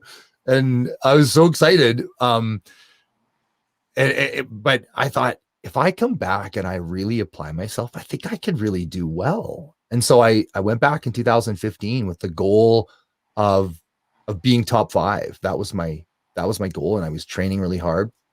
And it's funny, earlier today, Matthew was talking about manifestation, good or bad. Mm-hmm. And I remember before that race in 2015, I actually said on one of my live blogs, I said, "My intention for this race is to come as close to death as possible without actually dying. I intend to push that hard." Mm-hmm. And the universe went like, "Close as death to possible, check mark." Oh. And so day 2, I was going down a mountain in the rain at about, my Garmin said I was going just under 70K an hour, and there was some algae on a bridge deck, and I cartwheeled till I stopped. And I don't know if you've ever been in a convertible car going 70K an hour, and the picture just get out. It doesn't go well. So I cartwheeled down a bridge till I stopped, and I broke my arm in half. I sprained a bunch of fingers and wrists, and I broke my arm in half. I shattered my shoulder. I broke 5 ribs. I broke my skull open. I busted up my knee. I had one of the worst brain injuries you can get. And I woke up 3 days later in the brain trauma unit in Oahu, kind of going, where am I? Because I didn't remember 3 days worth. And so then began the process of healing and using everything that I know about fitness and nutrition and health as being a personal trainer for 24 years to get back to strong again and go back to the World Championships in 2018. And the fun thing is, in 2015 in January, I had this idea to do a documentary on the Ultraman World Championships because it's this little unheard of race. There's only 40 people in the world invited. It's invitation only. There's no news coverage. There's no prize money. There's no big TV sponsorship. No, it's just this quiet little race that you do because you like it. And I thought it'd be really fun to make a documentary. So when I crashed, we were filming. And so then all of a sudden we just kept filming and the movie became about something else. And so that's about the quickest I can make my little story. Wow, speechless. It's so amazing, Scott. And I got to go grab something at the door, but I think, Laura, you can tackle another question with Scott. And I have so many questions for Scott. And we did have a question that came in for Patrick that I think I'm going to pose to Scott as well, but I'll be right back in a second. Okay. Sounds good.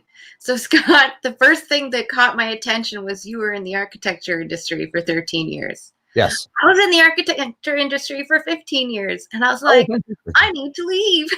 Yeah. So I completely get the whole sitting at a desk all day. And even if you go to sites every once in a while, you're sitting at a desk all day and you're hungry, and just the lifestyle is not what we would prefer.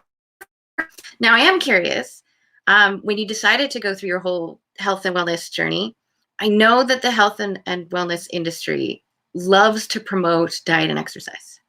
And this may not be exactly the topic for Amplify Your Message, but it is part of our message. So what were the other parts of health that you needed to focus on to really get to that point and help the people around you get to that point? Yeah, that's a great question. So I do a 21-day nutrition detox and I do a 6-week challenge. Everything's online now, so I get to coach people with that. And one of the things I have in my program is you get a daily mindset video. So every day you have a video from me that's 4 to 12 minutes long. And I talk about not only what to eat and not only exercise, because those are important, but mostly I talk a lot about mindset, because it's much more than food and movement. Food and movement are really important, but the psychological pieces around it are massive. There's so many components to it. There's self-sabotage, there's worthiness, there's social, cultural pieces. It's a very big, complex piece. And that's why, like, I have these 2 main programs that I work with as well as one-on-one. But so the 21-day program, there's a video every day, and then in the 6-week, then there's another 42 videos, because there's so much to coach on. Like, I can't just give you, like, here's the 80-page manual with all these recipes and all this great stuff, and that's awesome. But the world doesn't need another diet book. Like, that's not it. There's enough diet books. There really are. There's enough diet plans. You need the other piece, because I got really frustrated through the 18 years of running the gym with people that would come in, they would join, they would follow the meal plan for a short period of time, they would do really well, and then they would stop and they would just gain it all back, and then they're miserable. And now, well, that didn't work. And now they're looking for a flashing light. They're looking for, well, I'm going to do this no carb plan. I'm going to do this no fat plan. I'm going to do this no protein plan. I'm going to do this all meat plan. I'm going to do this all vegetables plan. And they're looking for the next quick fix. And it's you're still broken. And so I like to really coach people on the practical, long time. This is my whole life. I can do this forever. This isn't a fad way to eat, where I'm not measuring every microscopic morsel that goes into my mouth, but just eat. Yeah. Oh, yeah. I asked it because I was in an accident as well. And I never wished to be at the edge of living or not, but it really was like a fraction of a second, a fraction of a degree, and I'm still here. Yeah. But going through my trauma and stuff, like, I realized that all of that health coaching side that I knew and I could get results for people was when I realized that, frankly, diet and exercise are 2 of the last things that I need to worry about. It's all of that internal stuff, especially in my mind, that needs to be set up in a way to allow the diet and exercise to become that lifestyle and to be part of who I am, and not just something I have to do to get to a certain point. Yeah, it's all intermixed. It's all together. It's not It's not one or the other. Like, we're not robots. It's not, I wrote a book called If Your Body Were a Car, You Wouldn't Treat It This Way. And I use comparisons all the time to an automobile, right? Like if you were driving your car and you were going on a 13-hour drive and it's 8 o'clock in the morning, you drive by the gas station, you look down at the fuel gauge and it says E, you don't just keep going for 13 hours. You don't. I know people that try. Sure. But now you're by the side of the road calling the tow truck, right? But we do it every day. Like I do lots of different lectures and stuff. I do a nutrition talk to the high school, and I've been doing that for about 15, 16 years. And it's tragic when I ask these high school kids or junior high school, they're 15, 16, 17, 18 years old, sometimes even younger. And I say, how many of you routinely skip breakfast? And the hands go up, like almost everybody in the room, they skip breakfast. I was like, really? Well, why do you skip breakfast? And I don't want to be fat. Oh my gosh, you're 14. That's not what you should be worrying about, in a sense, right? So, and then I say, like, listen, if you're driving a car and it's out of gas, how many of you would just keep going? Because E stands for enough, right? No, it stands for empty. You need fuel. So then I said, well, what do you think your body's running on right now? If you're not fueling yourself when you're coming to school, like, your brain runs on glycogen, glucose, on sugar. Like, what are you running on right now? Like, well, I'm burning fat. No, you're burning muscle, because muscle's more bioavailable. Fat's a harder conversion. So you're getting your body's deaminating muscle and using it for a fuel source because it's got nothing else to work. It will burn some fat, sure, of course, but it's going to reduce your muscle because muscle's an engine, and an engine requires fuel, and you're not giving it any fuel. So we need to become more efficient. I need your muscles to become less so you can run on less fuel because you're not feeding me. You're getting the opposite. And it's harder to think. It's harder to concentrate. You need to eat something. And it's crazy how many kids are looking at magazine covers and like, oh, I want to look like that. And you want to know a secret? And I do this in my lecture, in my PowerPoints. I show them, I go, look, here's that person without makeup, without Photoshop. And they're like, what? Yeah. Those people don't look like those people. That's fake. So it's about being healthy for real. It's not about, like you said, it is about diet and exercise. Those are important things. You need to move your body. You need to fuel yourself. But why? Exactly. Why are we doing all of the things we do? And the psychology of it is huge. And there's so many layers and depths to it. Yeah. I wanted to jump in on something you guys were saying there. Two parts to that. When you said, what are you living off? And sadly, a lot of times it's Monster energy drinks that they drank at 8 a.m. to get them through. And as far as what's that? Sorry. I was just saying, oh my gosh, yeah. When you're in a high school and you're talking kids that are 15 years old, how many of you drink an energy drink every day? And it's like, oh, please don't. Like, look, energy drinks as an adult have a place in a sense. Like it's a stimulant though, right? You got to understand it's a stimulant. Like if you've ever watched, Dukes of Hazzard, or that's showing up my age, but if you watch Fast and the Furious and they push that button for the nitrous oxide, it's fantastic. The car goes super, super fast for a few seconds. You don't drink that all the time. And the problem, and do you remember Fast and Furious, the first one, when he pushes the nitrous button twice and he blows the motor? Yes, I do. Yeah. I just saw it recently again. That's energy drinks. Like, you can't drive a Ferrari down the highway at 120 in second gear. You'll blow the motor. Like, energy drinks are, they're unwise for non-adults because it's a lot for your body to process, and it's a stimulant. You're forcing your body into fight or flight, and you can't do that all the time. Well, to the other thing you said, and this is just my opinion. I mean, you know this more than me, but I'll say in my personal experience and throughout the years of aiming to stay somewhat healthy, I find a lot of people where they struggle is they're not eating enough. So they're saying, I want to look like that, but they're not eating breakfast. And I want to look like that, but all I eat in a day is I just eat 2 pieces of toast, and there's your problem. Yeah. Your body's holding on to this thinking, well, you're never going to feed me again. I'm going to gain all the fat I can to save up.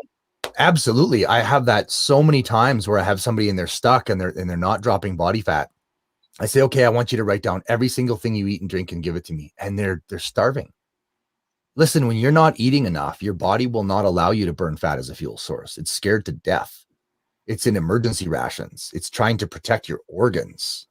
It doesn't care about subcutaneous and visceral fat. That's like, we're trying to not die here.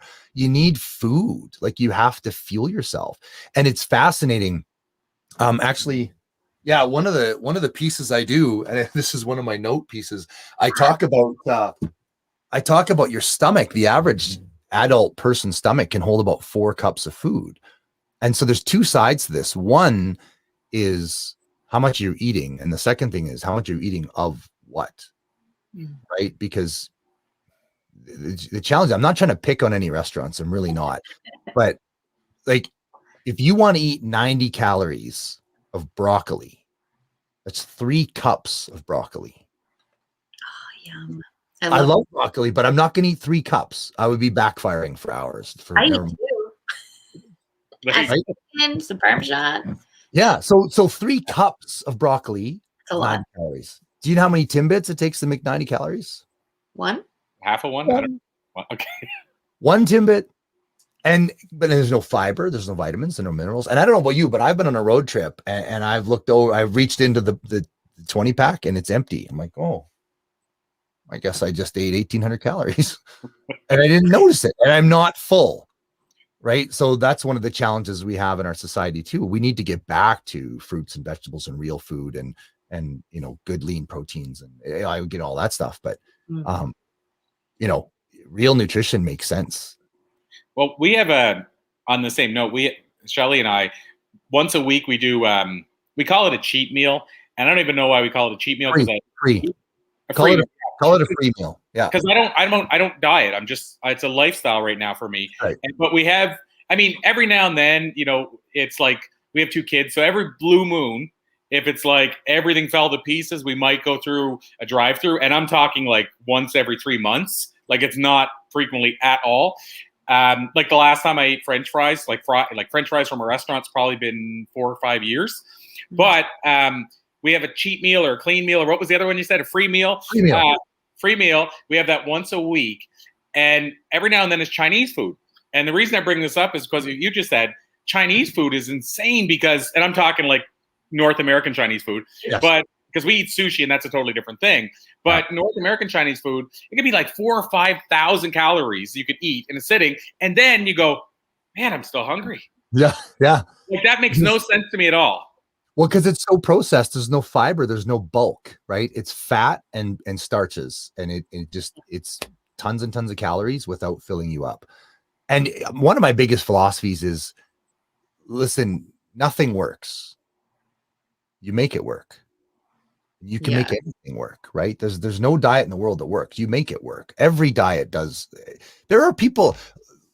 So what's the best diet? It doesn't matter. Human beings are designed to survive. What does your lifestyle love? What does your moral compass love? Like, if you want to be a vegan because you love animals, great, give her. If you want to be a carnivore, because it doesn't matter. They all work. They also have consequences, right? Some of them have long-term consequences. Like, if you're eating a diet that's 75% fat, 20% protein, and 5% carbohydrates, keto. And, it's great, but long-term, you're not getting any vitamins and minerals.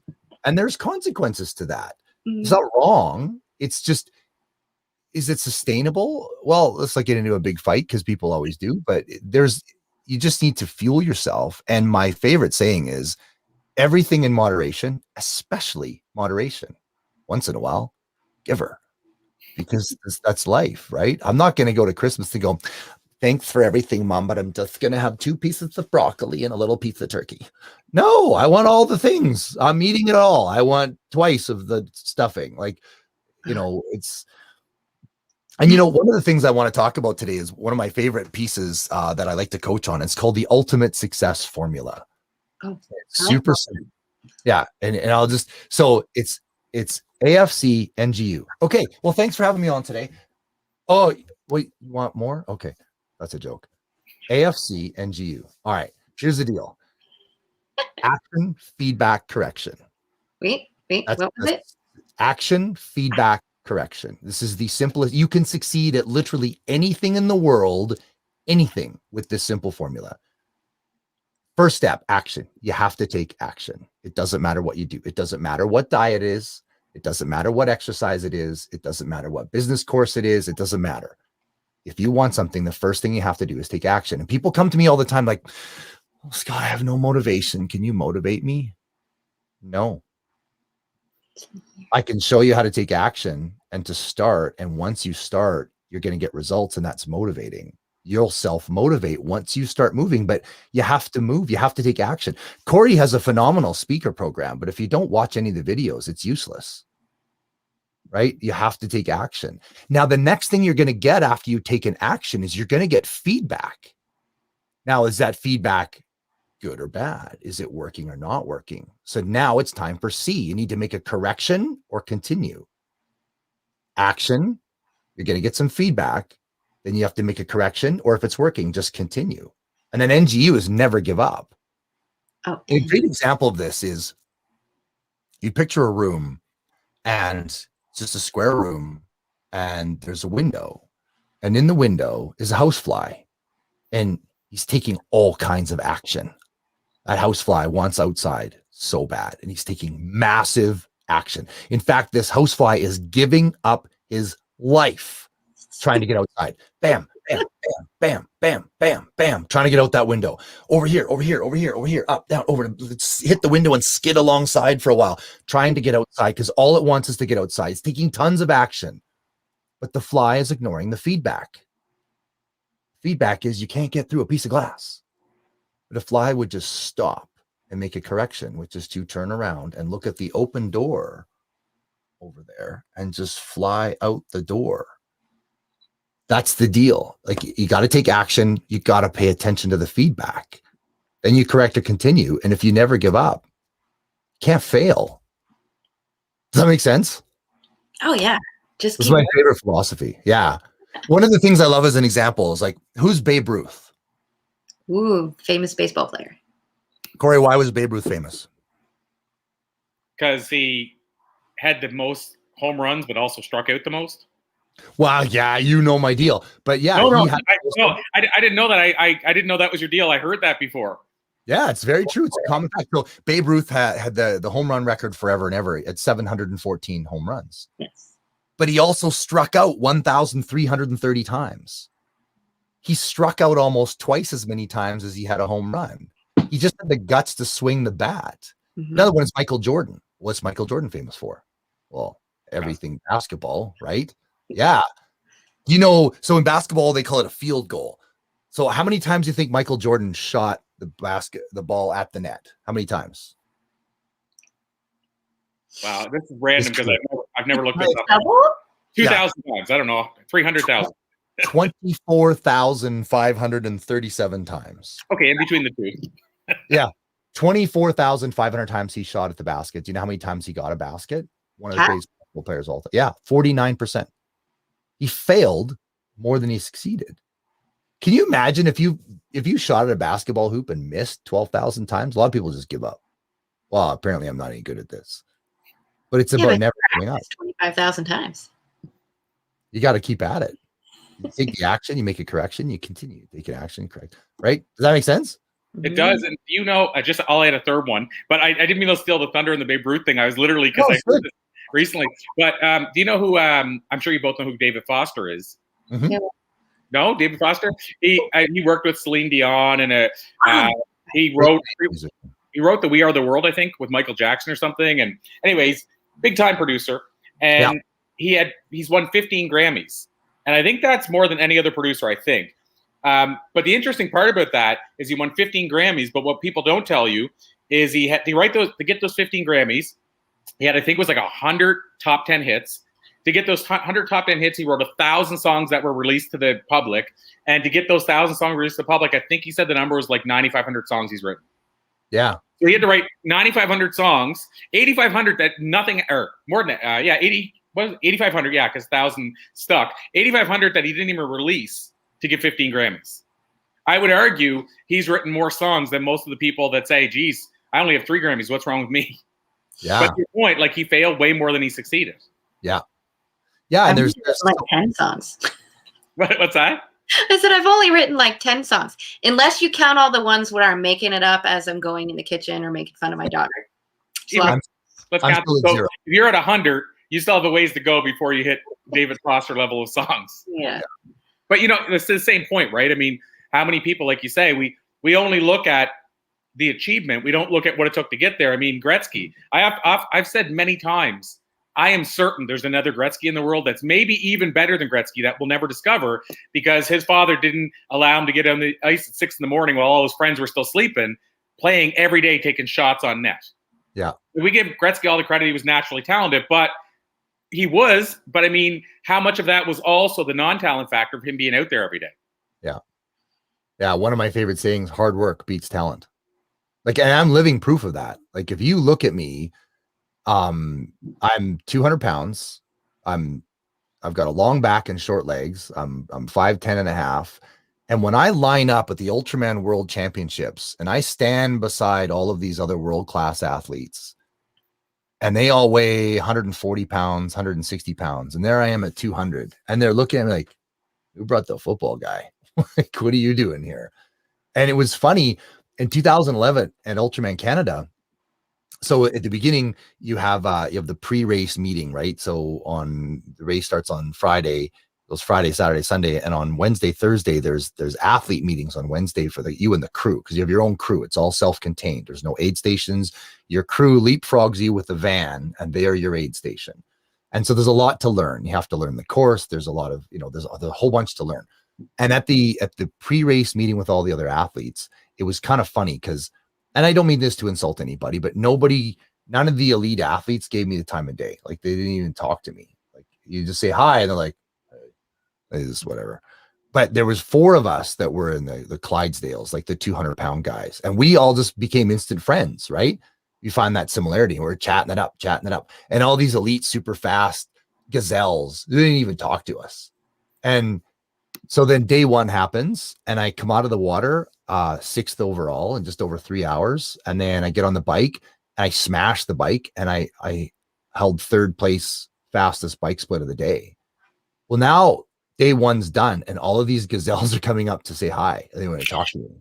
Now they want to talk to me because I don't look like I should be in that group, because I don't fit the model. I'm like, when they're 140 pounds and I'm 200 pounds, like, I have to generate another 80 watts of power on the bike just to keep up with them because of my weight, right? But I'm a stocky guy. Like, I've got big, thick legs, but hard work. I train like an animal to get there. I don't have the genetic gift like Wayne Gretzky did, but Wayne Gretzky took the genetic gift plus the work ethic, and now you have unstoppable. And I think the rule is that you don't have to have the genetics if you work hard. 100%. I want to I want to post that question I mentioned that somebody asked, because I want to make sure we tackle that. Yeah. But in keeping with my theme of the proof that any book you mention, when I went to check the door and talk to a person, there was nobody at the door. I got to go get the book. That would have been a long time to look for the book. I guess it wouldn't be if you were looking through boxes, but I have a shelf over there, and I don't understand how it always has every book there, but he says, like I said, I think it produces books, because there's been a lot of books mentioned on this show, and I shouldn't say always, because somebody will just bring up a book that I don't have. But more often than not, I have it. But when you mentioned E-Myth, I had to go to the door. I was talking for a couple minutes, and then when I came back, I'm like, I got to grab the book. I got to keep this streak alive. And I did. The funny part is I don't even know where it is when I start looking. So you think it would take me like an hour to find a book, but I get lucky. So let's put up this question. Let's see if you guys can see this. This is the question. This is for Patrick, but I'm just going to pose it to you as well, because I think it's applicable. Yeah, this could get into a real sticky wicket. We don't have a healthcare system in Canada or the US. We have a disease care system, right? And everything we're doing right now in the current, what's going on, has nothing to do with health.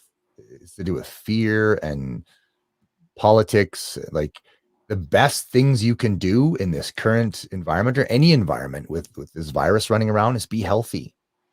Vitamin D through sunshine, or in Canada when it's cold in the winter, throat sprays or whatever. Like, vitamin D is amazing, zinc is amazing, vitamin C. Eating good, clean, healthy food I wrote a book. If your body were a car, you wouldn't treat it this way. Don't put junk in your gas tank and then expect your car to run well. Like, the best thing we can do is to be healthy.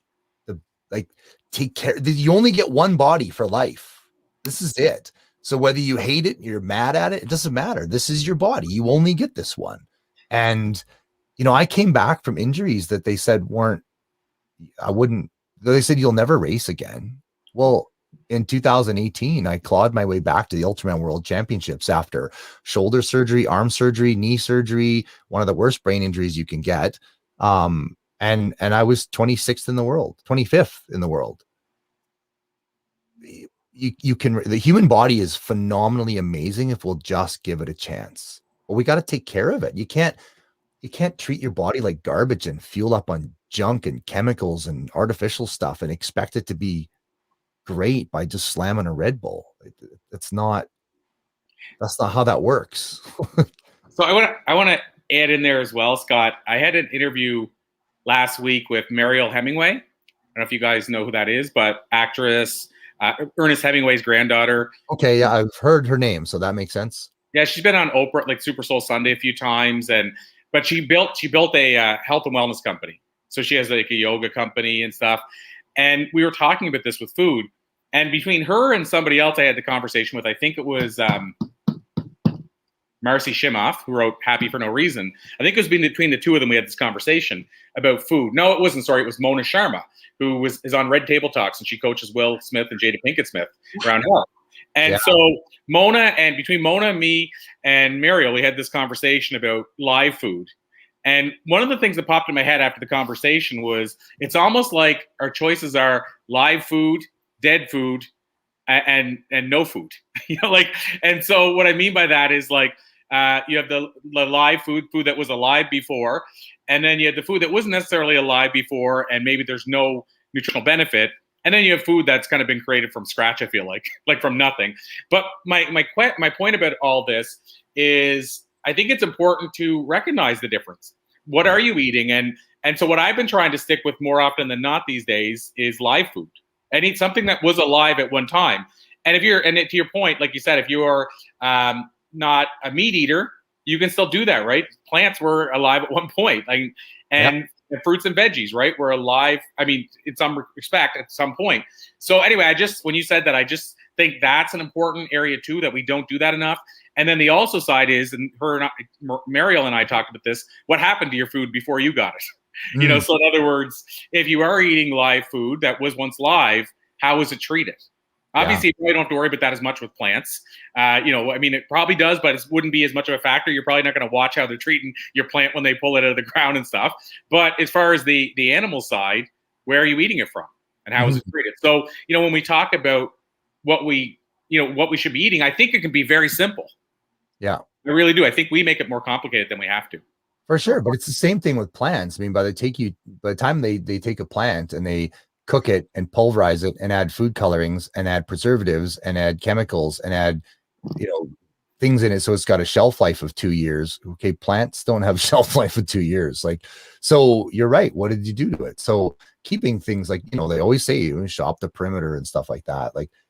Fruits and vegetables and lean meats and eggs and fish and chicken and rice, real food, real food. Yeah. I don't want to skip over what you just said there, Scott, because some people might either not have caught that or might not realize how important that is when you said shop the perimeter.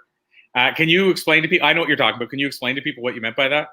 Well, in a grocery store, the perimeter, the outside edge of the grocery store, like when you walk into a grocery store, the first thing you get to is the fruits and vegetables section. And then you go along the next wall and it's going to be meats and proteins.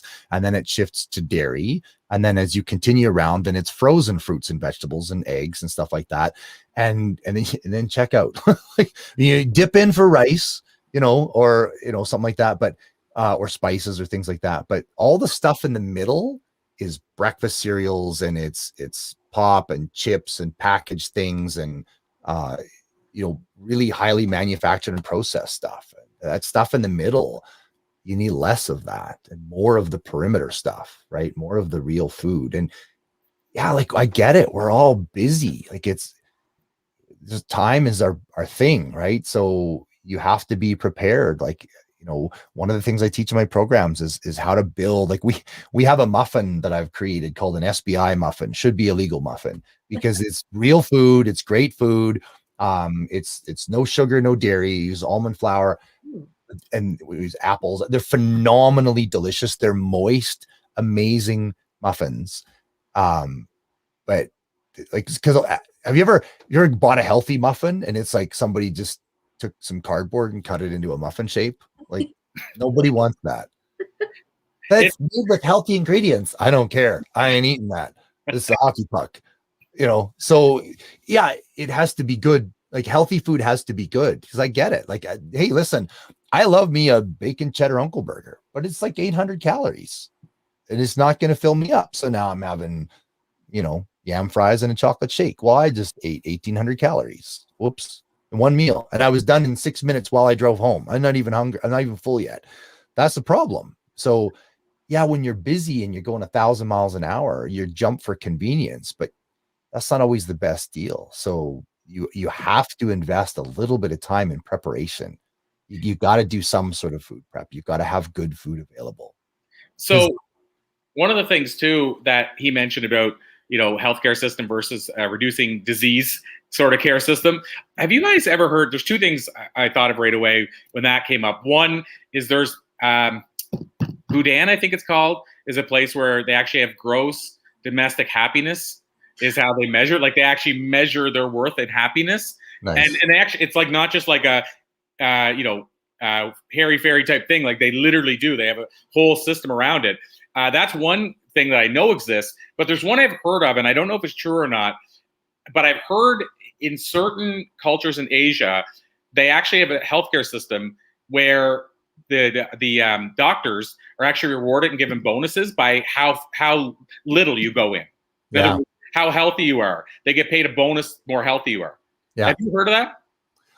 I've heard a little bit about it, but I mean, to the bigger point is, yeah, we're the opposite, right? The doctors get paid the more they see you, and the more complicated the procedure they give, and the more, it's muddy. It's very, very muddy. We've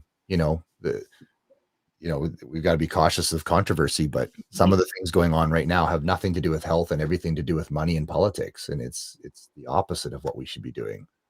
We're shutting down gyms, and we're shutting down social gatherings, and we're shutting down people going outside and they're trying to stop people from going camping. That's the opposite of what we should be doing. We need to be healthy, take care of ourselves. I want to just put this up on the screen as well, because somebody noted that, and I know that to be true. And you don't have to go, you don't have to be the gatherer of it. Like, I think the point there is, why can't you be grateful for your food and take the time to say, thank you for this food? And I mean, I know they used to say it as grace, but I mean, even if that's not your culture or what you're into, I mean, nothing to stop you from just saying thank you for this food. And by the way, I say that I've done it off and on. Like, I haven't fully done it as much as I should, but I know I should be doing that more often. But I think that same thing today, we're not out in the fields probably picking it, but that doesn't mean we can't still give thanks for it. Yeah. One of the things I want to say too, I'm just going to dovetail on what you said, is don't should on yourself. You could do that. Right. There's a difference. Should implies guilt, improper behavior, and you're bad. Could involves, well, I could make a choice. It's a future open pot. Well, I could eat better. Oh, great. That's a choice. I should eat better. Oh, Corey, you're such a jerk. Don't should on yourself. Yeah, I love it. Differently, right? And it's worthy. And listen, I'm not perfect at all. And I think that's one of the things I love to show people. We do something in our house called Sugar Saturdays. And I grabbed it from, I can't remember, it's like Sweden or Norway, or I forget which. It's one of the Scandinavian countries. They have it's a national thing, and they call it Sugar Saturdays. So there's a word for it, and I can't pronounce it, but I think it might be Norwegian. Anyway, we do that in our house. We have Sugar Saturdays. I have a son who just turned 9, and I'm not going to deny him the fun of sugar. Sugar's awesome. Like, sugar's fantastic. Like, your body runs on glycogen, which is sugar. Your brain runs on sugar. Like, sugar's brilliant. Now, the problem with sugar is overconsumption. It's not that sugar is necessarily bad. It's just that we eat way too much of it. And so in our house, it's Sugar Saturday. So on Saturday, give her, buddy. You want to have Fruit Loops for breakfast? fill your boots. We don't do that very often, but you know, if you want ice cream on Saturday, or you know, if you've got some leftover candy from Easter on Saturday, he doesn't even need to ask. Just go have some. You still need to eat your good stuff. Like, we're still having healthy breakfast and a healthy lunch and a healthy supper, but in the middle, if you feel like having whatever you want to have, give her. And then you've got a healthy relationship with it, right? Because you know, we're no different than that little kid. You have a drawer in your house. You have a kid, and you say to that kid, whatever you do not open this drawer. You are not allowed to see what's in this drawer. Do not open this drawer. It's bad. Okay, I'm going to go. I'll be back. What do you think? The first thing they're doing, what's in the drawer? Why can't I look in this? All they can think about is the drawer. Like, you tell somebody, okay, you're on a brand new diet and you can never have a donut again. They're going to get a flat tire in front of Timmy's. Like, you can't. You know what you made me think of there with the don't open the drawer is an episode of Friends where Monica, I don't know if you guys watched Friends. I did at the time. Where Monica had the closet. Remember the closet? She kept saying, don't open the closet. And Joey, I think, had the key or something. Like, Chandler wasn't allowed in the closet. And anyway, all he wanted to do that whole day was get in the closet. And then he knocked down the door. And of course, what it was is she had stored all the stuff there that she couldn't find a place for. But that's what makes me think of, right? He wanted in that door. It was like at a half hour of an episode, at least his part of the episode was just, I need to find out what's behind that door. Yeah. Yeah. And that's people. If I tell you full denial, you can never eat something, it's now the only thing you want to eat. Right. And so that's just not any fun. Life needs to be a balance of all the good things.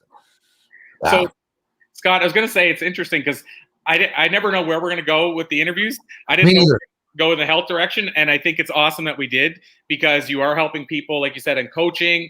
I feel like as a speaker, that's certainly one of the areas where, you know, that's one of your niches. So having said that, for those that have listened to this interview and conversation and they want to, whether it's they want to bring Scott in to speak, whether they want to jump into one of your programs, whatever that looks like, where would you normally send them? So www.scottyfit.com reroutes to my one main website. For the film, if you go to warriorcodefilm.com, and I'm actually really excited about that. So we made the documentary. It's an award-winning documentary. It's 82 minutes long, family-friendly. It's really fantastic. Drew Kenworthy, the director, did a phenomenal job of putting everything together. And one of the things I'm changing in the next day or so is I'm going to make it free. We've been doing this thing where it's $10 US to watch it. And I'm like, you know what? It's great, but we spent a bunch of money creating the film, and, you know, I'm trying to make an income and all that kind of, but I just want more people to see it. And so what I'm doing right now is I'm just building a screen that just says, hey, if you like the film, here's a button to donate. Go ahead or not. I don't care. I want people to see the film and be inspired. So, warriorcodefilm.com. Hopefully in the next day or two, I'll have the technicals done so that there's the little donate screen if you feel like it, but I want to make that free. But you're right, Corey, I speak on all kinds of different things. I speak on business stuff. My passion obviously is fitness and nutrition. And you know, one of the things I want to say is that when I was fat and sick, I was the same guy as I am fit and healthy, but it's more fun being fit and healthy. I'm the same guy driving the car. It's just, instead of a beat up 1974 Ford Pinto with rust, it's a Ferrari. It's more fun in the Ferrari. I'm the same guy. It's just, I get to do everything. My son is 9. I love him to bits. He's got ADHD and autism. And so he's we had to learn how to be his parent because his brain thinks differently. He's phenomenally intelligent. He's an amazing kid. And he will jump off of a stool with no warning when I'm barely even looking, straight at me and he knows I'll catch him. And I'm 52 this year. I just grab him and he weighs like 80 pounds. So that's awesome to be a parent and keep up with your kids or your grandkids or whatever. Like, being healthy is just, everything's more fun when you're healthy. Well, I'm glad you shared that, because I am 45 and I have a 3.5-year-old and a 9-month-old. And you give me hope, because I'll be roughly the same age when my oldest son is 9, right? Something close to that. Yeah. So yeah, thank you. You give me hope, because I feel like we started late for sure. I don't know if you would say that you started late, but I know we did. We started when we wanted to, but it took 15 years to create the magic. It just didn't work. There was all kinds of extenuating factors. And one of them was nutrition on my wife's side. We had to learn how to feed her differently. She was eating a lot of soy products, and they're very damaging for estrogens and having children. And so we changed her nutrition a lot. She had our son naturally, and everything was fantastic, but it was 15 years of all kinds of effort. So we ordered our son, but he was on back order. I love it. On that note, Scott, I appreciate you. I thank you so much. Like I said, I said this all day, but this is a to be continued. We'll have you back on. So I appreciate all the stuff you're sharing. I put the Warrior Code film in the comments. They can see your website under your name as well, or under your image. So thank you so much. Next time we'll talk a little more about podcasting. I know you're just diving fully into it. So next time we'll focus a little more on podcasting and writing and speaking and all that kind of stuff. But thank you so much. You're great. In between everybody, it's a great time to talk about fitness and wellness, because none of this other stuff we're talking about matters if you're not healthy.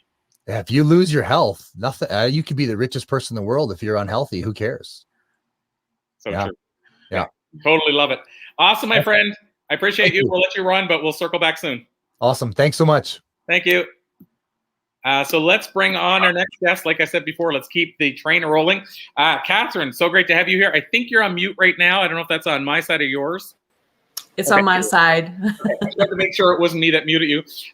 So Katherine, so exciting to have you here today. And you probably, I don't know if you've noticed throughout the day, but where we usually start is we get the guests to tell us a little bit about themselves, and then we dive in a bit further. So can you welcome, first of all, and can you tell us a little bit about yourself, Katherine? Yeah, I sure can. So my name is Katherine Loranger. I am a transformational life coach for souls in progress. So people who are looking to, So people who are looking to get tangible results in their life, because we want the results, but also want that spiritual aspect to how they do that. So really learning how to work with the universal laws of life and how it works. Wow. And so it's interesting because today I changed this up a bit, the event itself. It used to be really, really, really firmly focused around influence, podcast, speaking, and writing, but I've changed it up a lot. So it's incorporated some mindset stuff, some mindset shifts, some energy and how that plays a part. We had Matthew on at the start talking about manifesting.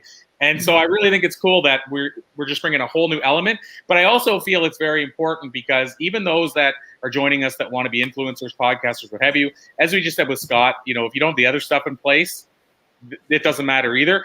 And I was going to show this earlier, not that it's relevant to what we're talking about now, but I showed earlier the book I was reading, which was The Secret of Shambhala, the Search for the 11th Insight.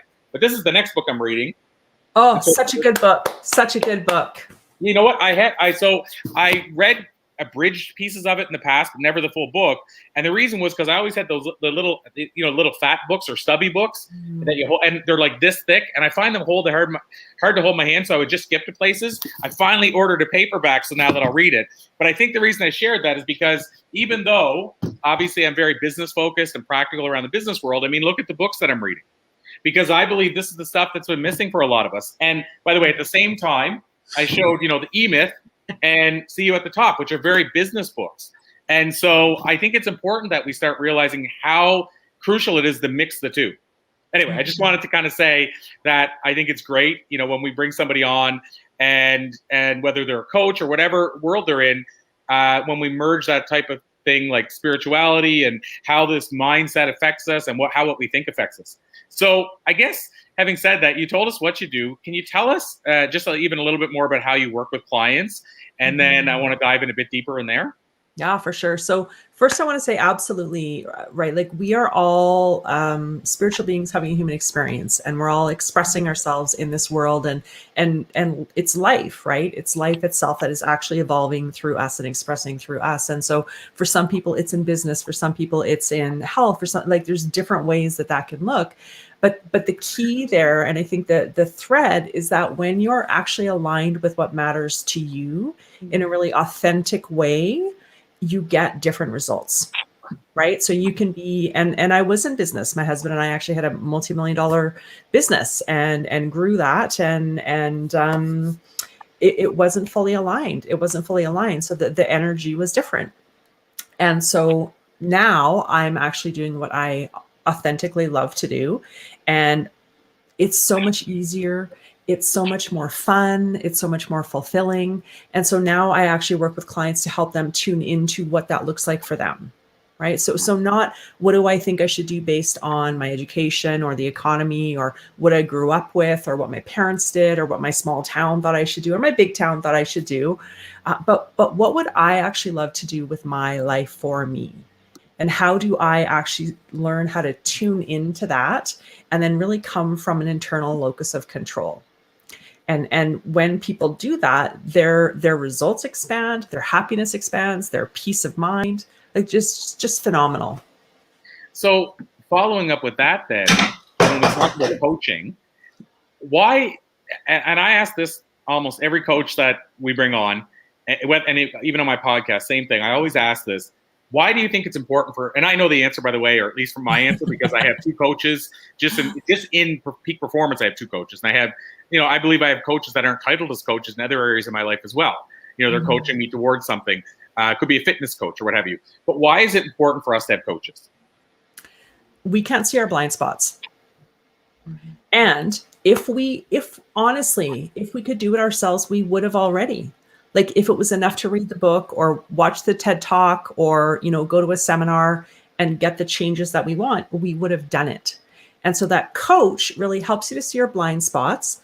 They hold you accountable and they create that structure of support and accountability. So it's like people, you'll come to an event, you'll read a book, you'll listen to a podcast, you get all inspired and fired up and you take a couple of steps, but then pretty soon your mindset, right, your internal thermostatic setting pulls you back to the familiar. And so it's hard to really get that space-time repetition that you need to actually install a new set of behaviors to give you the different results that you want. And so the coach is really creating that structure of support. So you can think about when you're driving down the highway, and I know you're from out east, I'm from out west. And so lots of roads like that, right? And if you fall off, it's not a little ditch, like you're going down. And so your coach is like that bumper on the highway that keeps you from like spiraling into the ditch or the rest stop of the results that you've gotten. So they really help you to move forward, see your blind spots, be that cheerleader for you, and to also help you believe in yourself when you're having a hard time believing. I really like that you gave that distinction, the idea of what you can't see, because there's this whole debate about whether a coach should have to have done what you are wanting to do. And I think obviously there's probably a distinction between a business coach versus a life coach, because if you have a business coach and I'm just putting an example out there, if your whole goal, for whatever the reason, and maybe it's a good reason, like you want to give back or what have you, but if your whole goal is to become a millionaire and your coach has never made six figures, it's probably going to be hard for them to coach you, because they don't know the mindset of a millionaire, like T. Harv Eker's book, What the Secrets of the Millionaire Mindset. That's a real thing. People that are millionaires think differently. People that are billionaires think differently than millionaires. And so this is my own take. I think that on the business side, I can see where you can make the argument the coach should have to have done what I've done. But then on the flip side, on the life coach side, to your point, we can't see some of those blind spots. They can help keep us on track. We might know how to do what we want to get to, but we don't know how to get rid of the roadblocks or what we're putting in our own way. And so would you agree with that to some degree, I mean, it's not absolute, but to some degree, that if it's a business coach, depending on certain business goals, you might want a coach that's done what you're wanting to do. But on the life coach side, it's possible for a coach who's never done it to bring you to the promised land. Absolutely, Corey, that makes so much sense. And yes, it's all about the mindset, right? Because we know the things, we can find the things, we can Google the things, we can read a book and know what the things are. But if we haven't done that inner work, we're going to self-sabotage, right? We're going to find a million other things to do before we actually take those needle moving actions. And so when you're looking at money, like absolutely you need to learn how to level up your internal thermostatic setting, your mindset around money and wealth and what that looks like. Because if you don't do that work, and this is why lottery winners, right? Most of them, I think 90% of them within 3 years are back to the same income they made before they won the lottery. That's why people lose and gain the same 20 pounds. That's why people find themselves in the same relationship again and again and again, because they haven't done that internal work. And so absolutely, you know, depending on what your goals are, you need the tactics, right? You need those tactics, but they need to go with the mindset work. Yes. I want to Oh, go ahead. No, so go ahead. Go ahead. I just wanted to expand on your definition of coaching, which I loved. Like, I feel the same way. Recently, I've been discovering that when we try to get those aha moments, that people get caught in the fact that they don't know how to self-regulate yet. Mm-hmm. So the coach is that person that goes, I know how to give you the skills and the tools to help self-regulate so that I don't have to be in your life the whole time, always guiding you. You can figure that out on your own. But how are you supposed to know what you don't know? And I'm going to help you through that. Yeah, exactly. And I'm an evocative coach. So really what I'm doing is helping people learn how to develop their own internal locus of control and come from that point of power within them. And so obviously you want to stay in that structure of support and accountability, but you want to learn the skills, you want to learn the tools. I don't want people coming to me every time they have an issue. Like, I want them to actually learn how to resolve that for themselves. And that, yeah, I'm providing that structure. So when you feel like you're gonna, kind of like fall off, you're coming back in to keep you reminding yourself of what you're capable of, what your full potential really is, and that you can do it, and to see those blind spots as well. And part of my background is actually have a master's in counseling as well. So I bring elements of that to it. I've been a business owner. I've been in higher education. I've had a really interesting background. And so I bring all of those elements into the work that I do. And exactly, Laura, a lot of it is also helping people learn how to self-regulate and to know what nervous system they're showing up from. Mm-hmm. And so are they coming from a primitive brain where they're in that fight or flight response? Or are they actually learning how to connect to their rest digest nervous system where they're making more intelligent choices and decisions? It's one thing I'll add too when we're talking about coaching, and I don't do traditional coaching anymore. I did it very early in my career, but let's say, for example, on our branded talk program where we help you land a branded talk, most commonly that's a TEDx talk, and people will come to me and they always introduce me. This is my TEDx coach. And so they consider me a coach. And so if I go to, and what happens there is it's a program, it's a self-study program, but I have a hard time saying no once a client works with me. So they'll say, can we get on a call? Can you walk me through this? And so I end up coaching really. But my whole goal, and that's the same with our speaking program as well, my whole goal is to make myself useless to you. Mm-hmm. So when you mentioned that about, I always love that analogy about teaching a person to fish versus fishing for them. And if they can start to fish on their own, they can get their own fish when they need to, versus always relying on you. Well, the same thing with the branded talk. If their goal is a TEDx, and now there's three parts. I help them land the TEDx, but then there's also, you have to know how to deliver a TEDx on the stage. And then the next part is, how do you leverage it? What do you do once the video finally appears? So that extends a bit of time. But once you've done all three of those, I'm useless to you. Unless you want to land a second TEDx talk or you want to land a different type of branded talk, then you should be able to walk away and say, thank you, Corey. Now I have the platform. I'll take it from here.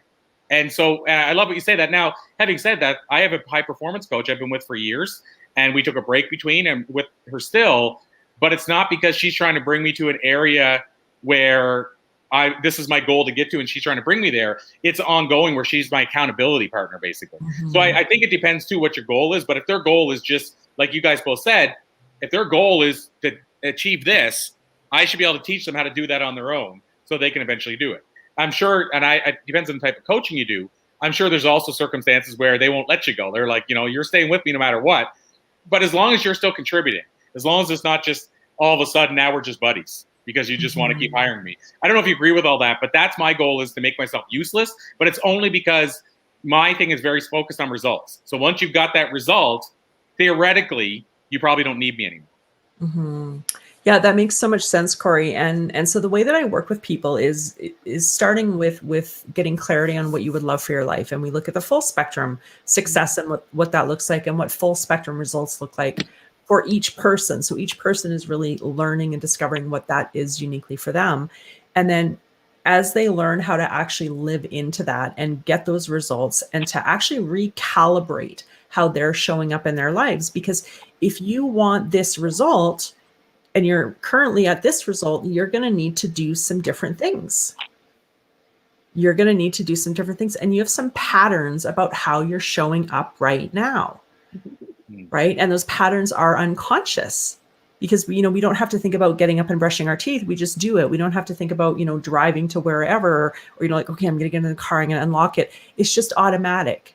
And so we have those same automatic patterns running in our life that give us the current result. And so as we want to shift our result, we need to shift our patterns. But then what happens is that as we actually start to level up in our life, we start to show up as a different person, start to show up as the woman or the man in the vision naturally expands, because we start to experience ourselves as more capable, more empowered, happier, freer, more success, financial success, more, better relationships. We start to experience that. And then we realize, like, oh, there's actually even more for me. Mm-hmm. And it doesn't mean that we're not grateful for what we have. We absolutely are. We're fully grateful and present for what we have, but it's this really joyful, kind of curious, excited expansion that people experience in their lives. And so yes, you've leveled up to get this result, but then what's next for you? Because we're not stagnant. We're meant to continue to grow and experience new things in life. And so as you want to get that different result, right, you need to keep leveling up, because you get to here and you integrate at this level, but then to get to that next level, right? So when you want to go from 6 figures to 7 figures, to multiple 7 figures, to multiple 8 figures, that just requires a whole different mindset, right? Requires different ways of being, different ways of acting. And so you're going to potentially have different people to help you along the way with that. Well, I love what you just said there about the different approaches. Am I echoing? Can you guys hear that echo? No, I can hear you. Okay. Yeah. It's weird. I'm hearing an echo on my side, but probably just on my side. Oh, back? Okay, perfect. I love that you said about it requires different approaches and different mindsets. And remind me too, I want to circle around to you being an author. I want to talk about that in a minute. But as far as the different mindset, I see this really often. And it's not my place to judge, but it is my place to observe. I don't mind commenting on it, but it's not my place to judge somebody else's circumstance. Everybody's in their own circumstance. We've all been, for most of us, have been in tough circumstances. Most of us has probably experienced better than tough circumstances. But I see often people say to me, I'll say, well, what's your goal? And they'll say, as an example, either I want to be a millionaire, or I want to create 100 millionaires by 5 years from now. And then they'll talk about something that they want to invest in, like a program or whatever, for not even mine, like somebody else's, and it's $500, and they'll say, well, I'm not in the position to do that right now. And to your point about mindset, if you're in, and you might legitimately be in that place, but I'm just saying, if your mindset is that I can't afford a $500 program, you probably shouldn't be telling me that you plan to become a millionaire in 1 year and create 100 millionaires in 5. Because those two people, I don't think it's hard for them to exist in the same body, especially if you're talking a very short amount of time away. Because 1 year's time to be a millionaire, if you've never been one, is a short amount of time. And so I don't know if you agree with that, but when you talk about having a different mindset, even if you don't think you can afford the $500 thing, maybe you shouldn't say you can't afford the $500 thing. Maybe you shouldn't tell me, because then you're putting it out in the universe, and you're even telling it to somebody else. And I do find there's a lot of people that are in that situation where they say, I can't afford to do this, I can't afford to do that, I can't afford to do this. But yet in their mind, they're saying, I'm going to be the most successful entrepreneur of the year. And I think at some point you have to reset that. Absolutely, right. And there's this expression, and you probably heard this, that the transformation is in the transaction. The transformation is in the transaction. And so when people are experiencing themselves at that level of lack and scarcity, I can't afford this, I can't afford that, I can't, it's this money may I mindset. And so they're really looking to that external circumstance or condition. The economy is doing this, COVID is doing this, my bank account is doing this, my parents did that, my spouse is doing this. They're looking to all these reasons outside of them why they can't actually do the thing that they want to do. But when you actually learn how to tune into, well, what would I actually love? And the default is to, when you ask that question, then you go, but I can't because of, right? Because I can't because of. But when you actually start to tune into that, well, what would I actually love? Would you love to do this? Right. And then when they make that decision, because you can create that vision of what you would love for your life, but without that active decision and moving forward, it's just entertainment, really. And you're not going to get it. So you can say, like, oh, I'm going to be the most successful millionaire a year from now. I'm going to do, but you're not taking the steps right now to show up, as that person. It's not going to happen. It's not going to happen. And so, yeah, absolutely. I hear from people like, oh, I can't afford it, or I don't have the money right now, or I'm going to think about it. And that's just a limiting mindset, because if it actually is something that you are serious about doing, you find a way. You find a way. So if your child is sick, if your car breaks down, right? If you need a new roof, you find a way to make it happen. And so if it's important to you, you find a way. You find a way. And then as you do that, you start to experience yourself as a more resourced and capable person. And then the other thing that I see happen all the time is that someone will say, okay, like I'm terrified, but I'm going to say yes to myself. I'm going to commit to coaching. Is that the money just shows up? That like, it just like, they're like, I had no idea that was even coming. You know, we had this conversation yesterday. You were here with me, Laura, for that, right? With Trish? Yes. So we had this conversation yesterday, almost verbatim of what you just started saying there. And I will say, if it's a $500 program, let's say, and you say I can't afford it, first of all, I don't think you should say I can't afford it. Maybe you just move on to the next thing. But the other question is, maybe you don't want it, the $500 program, and you're telling yourself you can't afford it. But we had a person on yesterday, Trish Bowie, and she talked about, I think, you know Rosalind Fung? Mm-hmm. Yep. Okay, I thought you did. I feel like we're connected somehow through Rosalind. And so she talked about how Rosalind and her were talking about working together. Rosalind's fee, and since she said it aloud, I wouldn't say it otherwise, was over $10,000 based on the work that she was going to do with her. Like, I think it was like a year-long program or something. And Trish said, I've never spent $10,000 on any program in my life. And I think she even said she had never had that much money at one time come in. And so she just said, she told Rosalind, well, if I'm meant to do it, it'll show up. And she said this, I think Rosalind probably thought, yeah, whatever. You're just, you're not going to probably do it. But long story short, I think it was a week, she said. No, by the next Monday, a few days. And by the next week, she was $500 short. And I forget how she said she got the $500, but the bottom line, out of $10,000, she was $500 short. And I think she told us, I'm going by memory on this, that within the first month, she had made the $10,000 back. And the next month, she made $10,000 again. And the next month, she made $10,000 again. But the whole thing was, she said what you just said, I'm in. I just got to figure out how. Mm-hmm. Right. I have a phrase where I tell people, I'm like, the very first test that I'm putting you through is that test of, okay, are you going to pay the money? Because that says, I trust myself. Mm-hmm. Not that you trust me. I need you to trust yourself. Therefore, if you say, I'm going to figure out how to get the money, that's saying I have trust in myself. Yeah. You're saying I don't have the money. You're automatically telling me that you don't trust yourself to figure it out. Yeah. And there's that message of worth too, Mm-hmm. right? And so that's where the transformation really starts with that transaction and that decision to say, I am worth this. I am worth this money. I am worth my time, my dream, right? My goals, they are worth the money, the time, the energy, the effort. Because we are going to create a life. We don't get to decide about that. If we're going to continue breathing, we're creating some kind of life, right? And if you decide, well, I'm just going to like watch Netflix for 2021, you're creating a life. But if you decide, okay, I'm going to actually create my life on purpose, you're going to have a whole different experience. So true. And to that point, I mean, it's also important probably to add that we're talking about the situation where it's something you want to invest in and you believe the person's worth investing in. Because there's the other scenario where somebody's coming to you and say, I'm $25,000 for coaching a week, and you'd never heard of them before. I mean, we're not saying, I don't think we're saying, try to find the money to invest in a person that, may be overcharging you and they're not going to deliver and all that kind of stuff. It's, I feel like it's a lot of people tell themselves too often, I can't afford this. And it's everything they say they can't afford.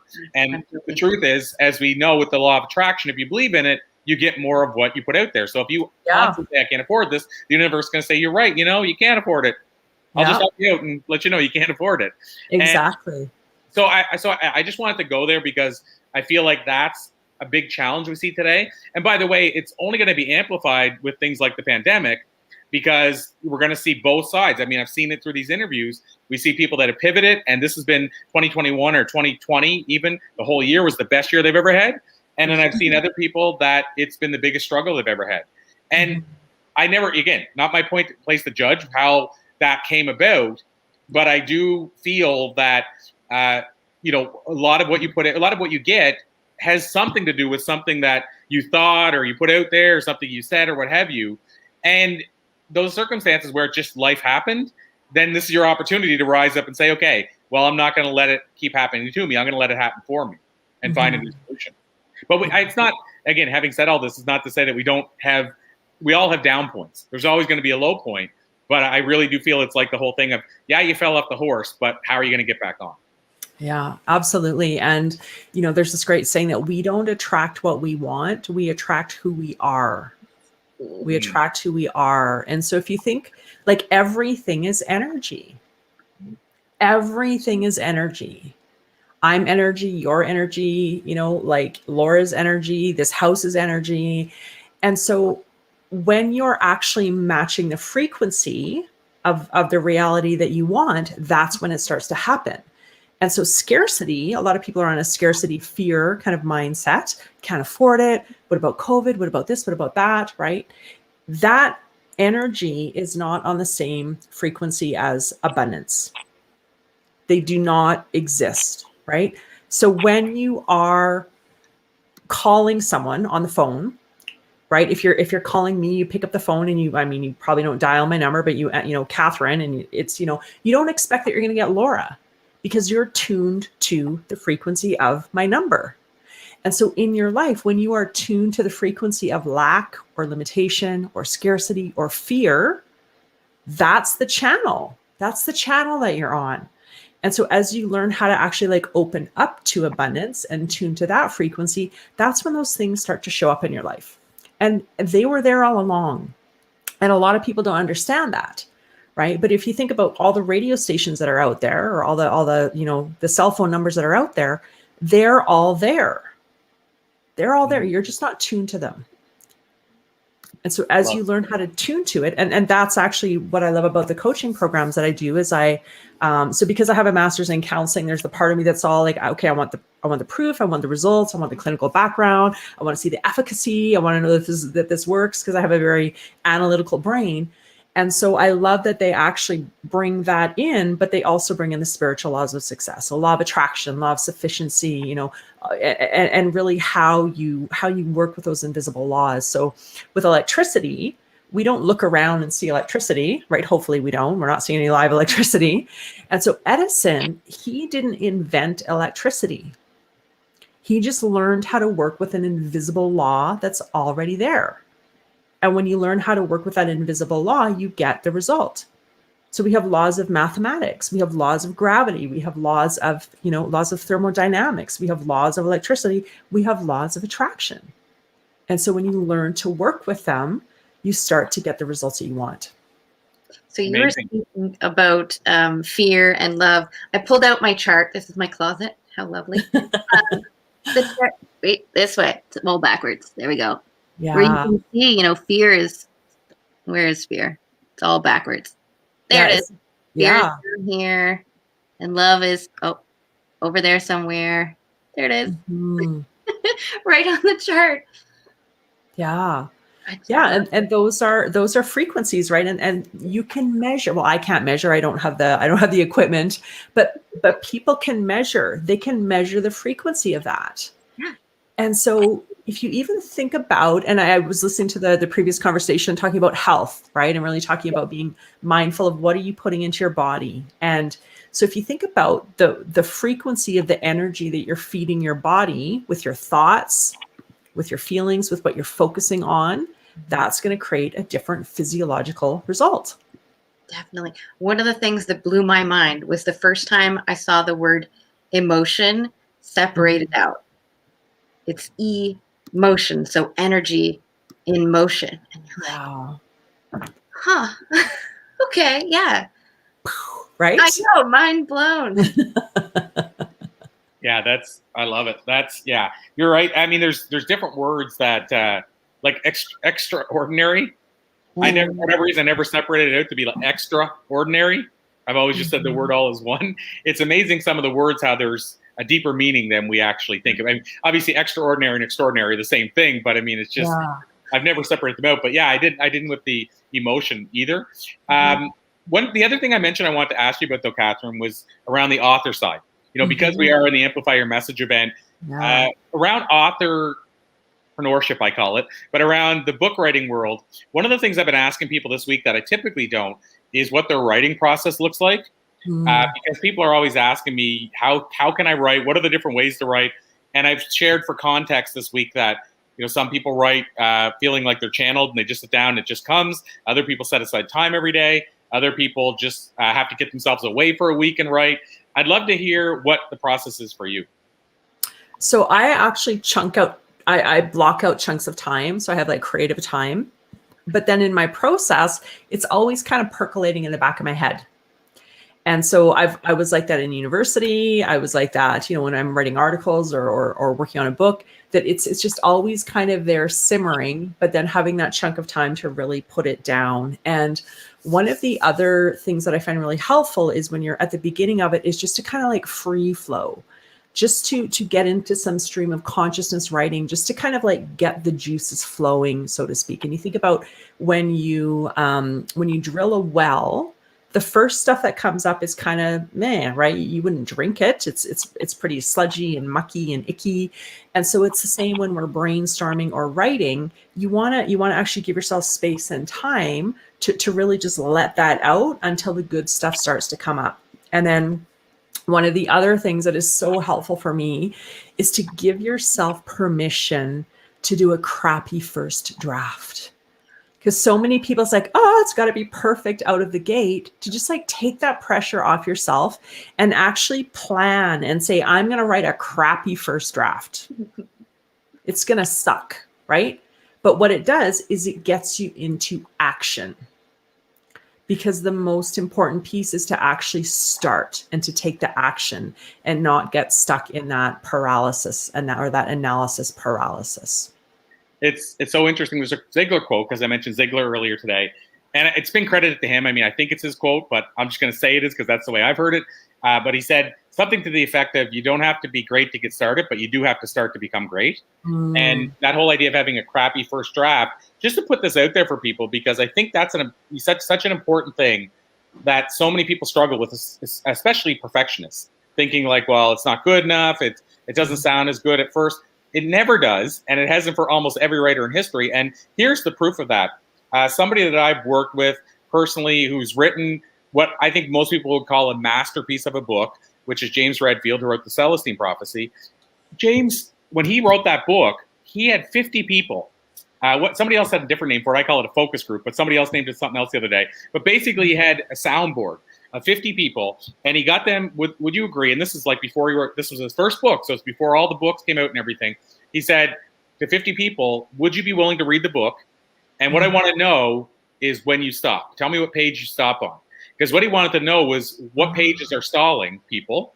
And then what he also, of course, he said, if you catch stuff that doesn't resonate, tell me that. But he was trying to figure out what didn't work in the book. So here's a guy who wrote a book that sold 25 plus million copies. Every person that I talk to that's read it says, or almost every person says, it was the book that changed my life. It was the first spiritual book I read. It told me I wasn't crazy. He had that much impact on people. And by the way, they estimate 80 million people read it when you include used bookstores and libraries. And basically what he's saying is to go to 50 people, and he went a lot of times to them to make the changes, that tells you it wasn't perfect and it wasn't the way we read it right now, even on his first draft. And he's considered one of the most masterful storytellers around.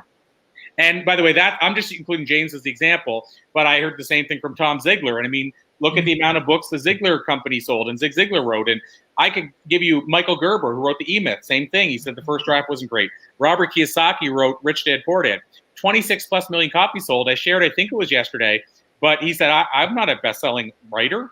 He said, I'm a best-selling author. My writing was crap. He said, I hired so many editors, like that first version of the book, he said, was almost illegible. Book sold 26 million copies and impacted a lot of lives. And so just wanted to really put a big stamp on most of the writers we know. I'm going to say almost every writer I've heard of, even the masterful ones, put out crap the first draft. I can't say that I've seen it and know it was crap, but if they had to keep going back to it and there was a lot of editors involved, I mean, crap, I'll use the term loosely, but they didn't put out what it looks like today. So I just think it's important because by you saying that, Katherine, and people understanding that it happened to most writers, the first thing they did put out wasn't what we read, then I think it gives you permission to put out that first draft. Yeah. And I think so many people, they have this idea because we see on social media, when we're reading a book, we see either the highlight reel, we see the finished product, we see the success, right? We don't see all of the struggle and the crap that happened up into that moment. And so often people see that one moment in time, right? They see that like perfectly crafted social media message. They see this like amazing best-selling book, and they think that that was the first thing that came out, and or they think that that's the entirety of that person's life. We all have struggles. And one of the things that I say to my clients is that, as they're going through the crap, as they're going through the stuff, this is what it looks like while it's all working out. This is what it looks like while it's all working out. And so as I'm connected to my vision of becoming a best-selling author, as I'm starting to really vibrate with the frequency of that, I feel what that feels like. I start to ask myself, well, how would I be thinking, right? As a best-selling author, what action would I be taking? What would I be telling myself? And then as I'm actually taking the action, writing the book with a coach, right, to help you kind of stay accountable to it and to that process, that this is what it looks like while it's all working out. Mm-hmm. And I want to add, that, you know why I'm getting that echo again, but I want to add that Rosalind said hello as well. I just saw that she posted, so she must have heard us, heard us talking about her, or she was like, what do they say, her ears were burning, because right after we started talking about her. But I want to share that. And I love that you shared that, because it is a work in progress. We're all a work in progress, but even your book is a work in progress. And I just wonder how many brilliant books never make it out because the perfectionist in them wouldn't let it get out. And it makes me think of Axl Rose from Guns N' Roses. I don't know if you guys remember this, but the band broke up, and then he was working on this album called Chinese Democracy. Anyway, it took 12 years to release. It's cost, I forget what it was, like $12 million. The record company finally said, Axl, you're on your own. If you want to write this book or finish this recording the CD, you finish it. But he was such a perfectionist, he couldn't put it out in the world. And it came out, and it got fairly decent reviews. But imagine the reviews it would have got if people weren't waiting for 12 years. Because when you build up that much of when's this thing going to come out, you're going to judge it so highly that it's never going to compete. So I think we even do that to ourselves with the book writing, is like, when's this masterpiece of mine going to get out? And if we never let it out to the world, we never impact the life. There's a great quote I'm going to paraphrase that I heard, and I don't even know whose it was, but the gist of it is, my decent to good book that is now impacting lives because it's on shelves will always be better than your perfect book that nobody ever reads. Yeah. For the longest time, I had sticky notes all over my computer, and one of them said perfection. No, was it? Progress is better than perfection. Progress is better than perfection, right? And perfection is actually the enemy of great and accomplishment, or great is the enemy of good, or something like that. But when we're stuck on that perfectionist tendency, we get paralyzed with inaction. And I had this experience because I'm a recovering perfectionist, so I don't have it all figured out. That's still a mindset that's like, oh, it's not quite perfect. It's like, you know what? But what I've learned is to say, like, F it. It's the action. It's the action that creates the momentum, right? Whereas when we're stuck here in perfectionism, nothing happens. And there's this great story about the Wright brothers, who were the ones who are credited for the first people to actually have manned flight. And so at the same time, there was this guy, Samuel P. Langley, I think his name was. So he was actually like super well resourced. He had funding. He had teams of engineers working on it. He was the front runner to actually be the first one to create manned flight. And so his team, they were in the lab, they were like doing all these plans, they were thinking about this and thinking about that and talking about this and talking about that. But the Wright brothers, bicycle shop owners, right? They're like, okay, well, let's figure this out. So they did a prototype, they went out, it sucked, right? It sucked. They're like, okay, well, what didn't work there? And so they did another, and they did another, and they did another. And the difference there, right? So Samuel P. Langley had all the resources, he had money, he had all the engineers, he had the government support. But the Wright brothers took action. They took action, and they learned from that action. So they didn't do one and then say, oh, well, F it, I guess it's not going to happen. They tried, and then they reflected. Okay, well, what worked, what didn't work, and let's try something else. Because that first draft is that crappy draft that doesn't work out always. But when you stop there, you're never ever ever going to get to where you want to go. So, Katherine, I have one last question for you that I always ask each guest. I want to ask you the previous question. Did you study NLP? I have a little bit. Yeah. Okay. The only reason I ask is most of the people that I find say "and" instead of "but" frequently have studied language in some form or another. Yeah, and I don't know if you know, like Laura, I don't know if you noticed, but she definitely goes "and," like you definitely say "and," which I think is such a powerful word, and it's so powerful because you're not saying the previous thing I just said doesn't matter. When you say "but" too often, that's what happens. And I noticed that you do that, so I just want to ask because it's something I've worked on myself. Yeah. Because I noticed that I used to say "but" too much. And to that point, Corey, I love that because people are so often focused on an either or mentality. So that's that "but," right? So this or that, so I can either be happy or I could do this "but." But when you look at both and, so when you can, because our language frames our reality. So when you can start to say both and, or this and, what it does is it actually starts to expand your mind. It expands for you what's possible for your life. And so part of the work that I do is really helping people get super, super curious about their language. So not judgmental, right? Because we all have patterns, but curious. So noticing, what is that subtle language I'm using to describe my experience to myself?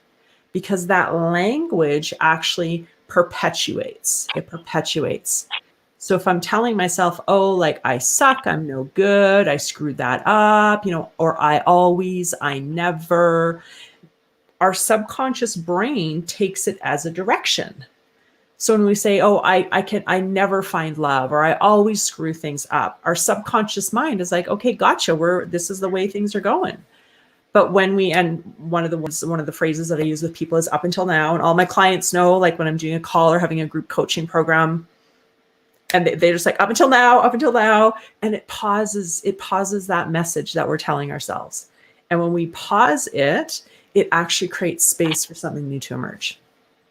It's also, I think, in most cases, it's usually a negative that's going to be presented with the word "but." It's like if you say to somebody, "I love you, but," like, I love you, but, as soon as you hear that, you're like, this can't be good. Right. Versus, "I love you, and I also wanted to say," that feels so much better to that person. I just want to highlight that. The question I have for you is called the time machine question. And it's simply this: if you could jump into a time machine, go back and talk to a younger Katherine, give her a piece of life advice based on what you've learned in the years since, what do you think you might tell her? That's a great question. So I would tell her, that she's worth it and there's nothing wrong with her. For much of my life, I grew up with this fundamental belief that I was damaged as a human being, that I just came out wrong, right? And I know that a lot of people feel that way.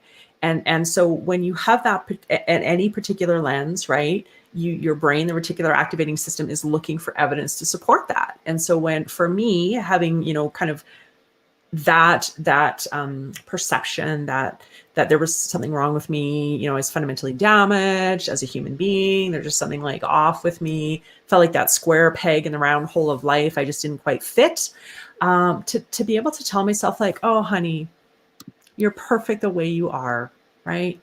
You're perfect the way you are, and there's nothing wrong with you. And so that's what my mission is for the people that I work with, is for them to realize that they are whole and complete as they are. They're doing the best that they can. And as we know better, we do better, right? But that they are capable of living amazing lives and of having that genuine peace and self-compassion and love. Amazing. So I want to ask you, obviously, the most important question of the day is, how can we learn more? And I know we have our next guest backstage, but Laura, I want to make sure that we didn't leave anything off the table that you want to ask. But Katherine, I just wanted to ask, how can we learn more? And where would you send people if they wanted to connect further? Thank you, Corey. So my website is catalystcoaching.com, Catalyst with a K, like Katherine with a K. So they can actually connect with me through there, book a strategy session, or on Facebook, social media, Instagram, all of those things. Easy. Love it. So Laura, as I said, any last things you want to add, or? I have lots of questions, but I will save them for private chats if you don't mind me catching up with you after, because I'm like, there's so many things I want to talk to you about. Yeah, I would love that. I would love that.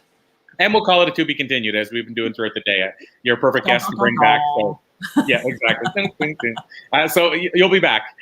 So, Katherine, we appreciate you. I appreciate you as well. Thank you so much for being here with us today. And we'll wave the flag for all the great things you're doing. And, of course, have an amazing Friday afternoon. Thank you. Thank you. Awesome. Thank you so much. So, Laura, just before we bring our next guest on, I'm going to grab one thing I want to talk about. So I'll just be 1 sec. Okay. I'm going to do a little dance while you're gone. Okay, that's good.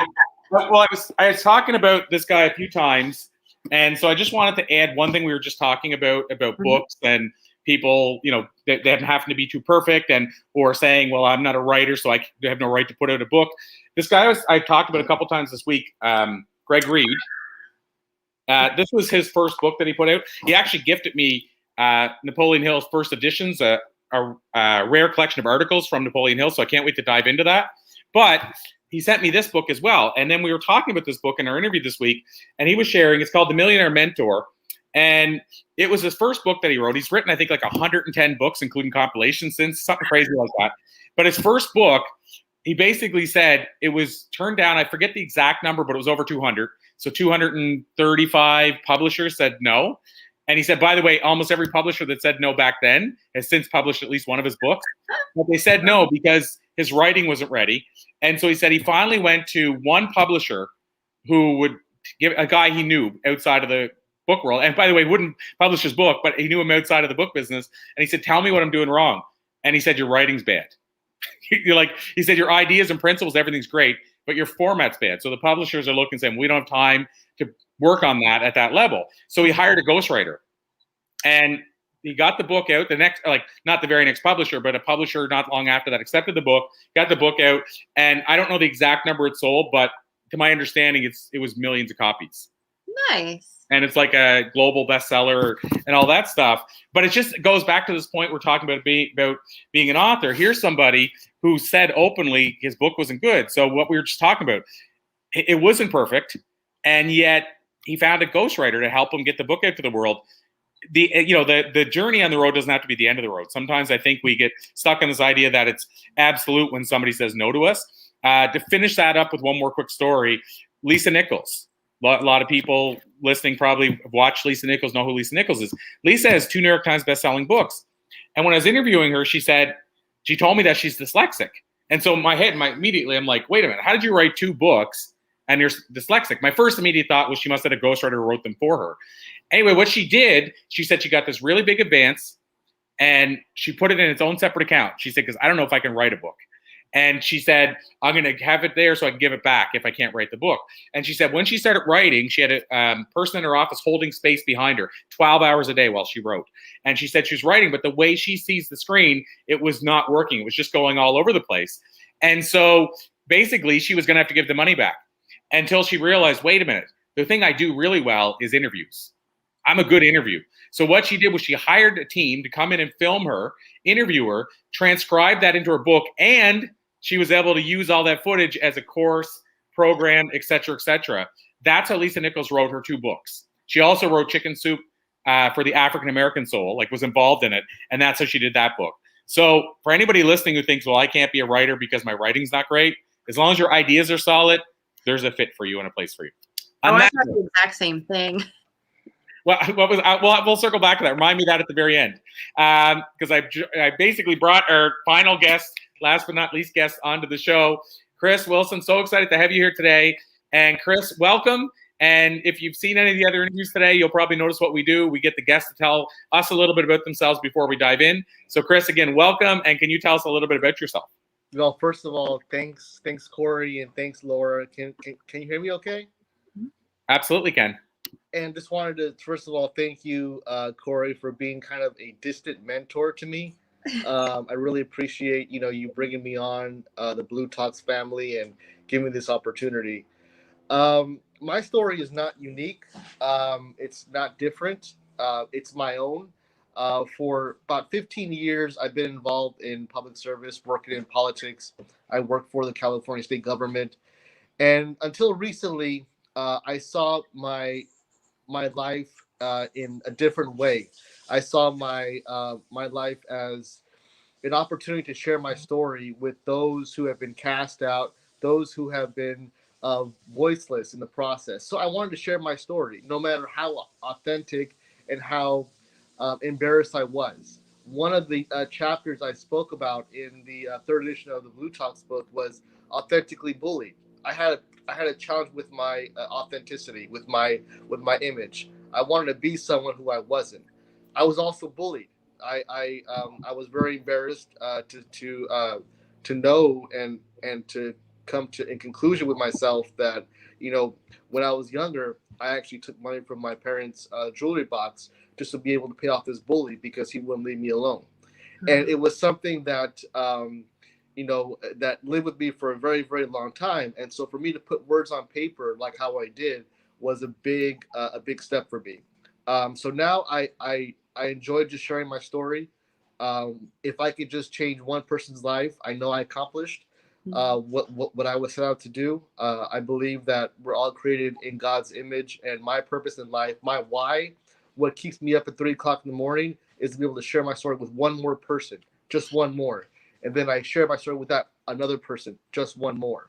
So that's kind of how I live my life. I live my life a quarter mile at a time, not a full mile or a full yard.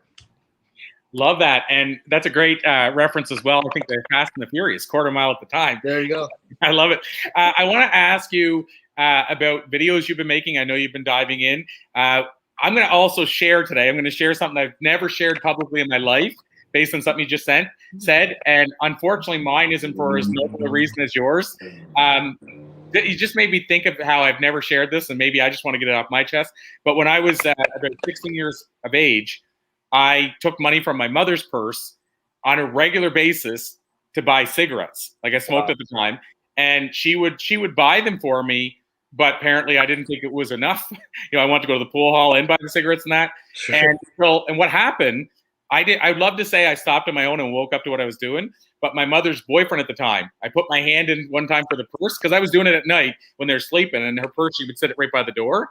And I would always make sure it was only 120, so I thought she wouldn't notice it. And then a hand grabbed my arm, and it was him. And basically, obviously, jig was up. And my mother found out, and how my mother felt and what she said to me changed everything about that moment. Like I not only never had a desire to do it again, but you could leave $1,000 on the table in front of me for 10 years, and I would never go near it. And so, we talk about why these things happen. It's embarrassing even for me to say this out loud that I did that. Mm-hmm. I was 16, I was a kid, but at the same time, it's when I think about it now, it was a turning point in that area. Like it made me more honest. It made me not want to ever take something that wasn't mine. But again, it wasn't for as noble a reason as yours. I mean, you were trying to pay off a bully who was bullying you. Mine was to buy cigarettes. I don't think there's a comparison. But I just wanted to finally share that because I forgot it even happened, to be honest, until you said that. So I've been there. So Chris, having said that, I wanted to go down the path, as I mentioned, about videos. I've noticed you've been doing a lot of videos lately. You have a YouTube channel that you've been really working on. Can you tell us, because we're talking today about stories, but also amplifying your message. Can you talk to us about what your YouTube experience and creating videos experience has been like so far? The hardest part for everything, and that you want to accomplish, because as you know, your gift is the easiest thing that you could do with the least amount of effort. Is I felt my calling and my gift was to share my story, and the hardest part was to go on YouTube and expose myself to critiques, to vulnerabilities, things that I may be ashamed of. But I just did it. I just jumped right in. The hardest part is just taking the first step. And, now I have 140 subscribers, which it's very honorable to me to knowing that one person is actually watching my videos and may or may not have that same experience. So a lot of my videos, I talk about authenticity, toxic masculinity, and the challenges of those types of things. I want to have those uncomfortable dialogues with people to allow for them to be comfortable when they approach those situations, whether you're being bullied or whether you're being a victim of cyberbullying or body shaming. There's so many things out there that's toxic, and nobody's talking about them. And the people that are not talking about them are probably feeling them inside. What we learned with this pandemic over the last year and a half is we've seen mental health grow. And a large part of that is because, in my opinion, is social media, because we want to be who we're not, and we want to be who we see on TV. We think that that's some sort of stardom, but we're not being true and authentic to ourselves. And knowing that God created us in His own image, we need to be able to fulfill that. That's what I'm talking about on my videos. I'm having real conversations, unedited, very explicit, but these are needed conversations, because if it's going to cleanse us, if it's going to help us move forward as a species, as a human being, we owe it to ourselves to be truthful to us and not lie to ourselves. And consistency is everything in video, like releasing videos, YouTube, that whole world. How hard has it been to be consistent? Has it been hard at all? Without knowing your personality around setting habits and stuff like that, how hard is the consistent part for you? Is it hard to keep up with the videos and to make sure, yes, I'm doing it when I said I'm going to do it? And, Don Miguel Ruiz in the 4 Agreements, one of those main agreements is being impeccable with your word. And I think that's even to yourself. And I've let myself down with consistency in podcasting from time to time. So I'm wondering, how hard is it to stay consistent? It was very demotivating for me to first start out and see maybe three views on a video that I thought that was like, this is my damn story. I'm sharing with you. I'm putting myself out there.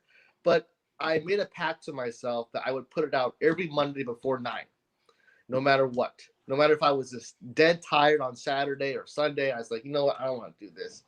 But I felt that if there's one person out there that may feel the same way or may have the same experience that I'm going through, I owe it to that person to be able to put it out there. So I did. And remaining consistent is, you're right, is very, very important. And so I put my videos out every week on Monday to share with the world.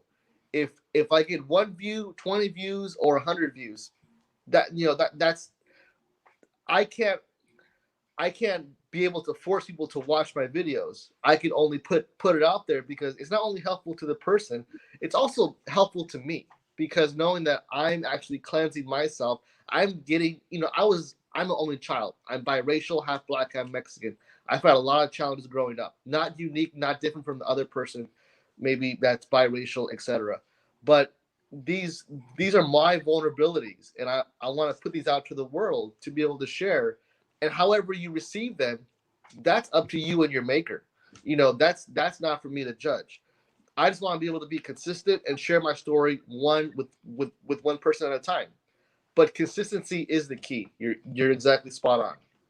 Well, we never know where it's going to go either. And it's not about the numbers. We talked about that yesterday. Exactly. If you had 100 people watch your biggest, most watched video ever, again, I always go back to the story. Would you go and stand in front of 100 people to share your story if it was going to impact lives? Of course you would.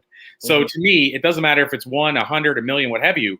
But I will say, excuse me, over the long haul, consistency can turn into big numbers and big impact. And what made me think of that is Evan Carmichael. I don't know if you guys are familiar with that name, but we had Evan Carmichael on one of these events a while back, probably 2 events ago. And Evan started 10 years ago. Now, Evan's a machine. He was recording 3 videos a day, every day. Wow. So you can't compare what your results are going to be to somebody unless you're putting in that kind of crazy work. Yeah. But Evan Carmichael now, and he said it was like crickets at first. Now, I don't know how many videos he has. It's an insane number, like 6,000 videos or something crazy. But anyway, he has 450 million views on a business YouTube channel. Like, it's almost unheard of. 2.5 million subscribers. Those numbers seem insane, but again, he said it was crickets. I think the first year was crickets. But he was every day consistently doing 3 a day. And to your point, how hard is that to do? Whether it's 1 a week or 3 a day, either way, that's hard to do when you see the smaller numbers at first. Yeah. But everybody, unless you come into it with a following already, like you're already famous, everybody I know starts at 0. Yeah. Oh yeah. Yeah.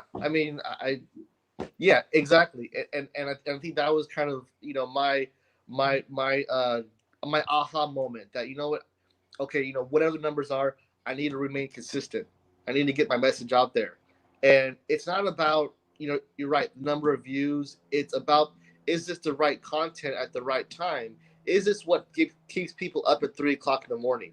Those are the types of stories I want to share with people, the uncomfortable ones. Have you ever thought about, and this just in general, but have you thought about in the bigger picture also repurposing those videos as well? Like, have you thought about turning it into a podcast at some point where you do a weekly podcast and really you're just using the audio from those videos? And I only ask that because I'm not saying you should want to do that. We talked yesterday about the argument of whether a person should want to do a podcast. It's a good argument for not doing one. But I'm just wondering if you've thought about doing it because it would be just a totally different audience as well that would discover your story.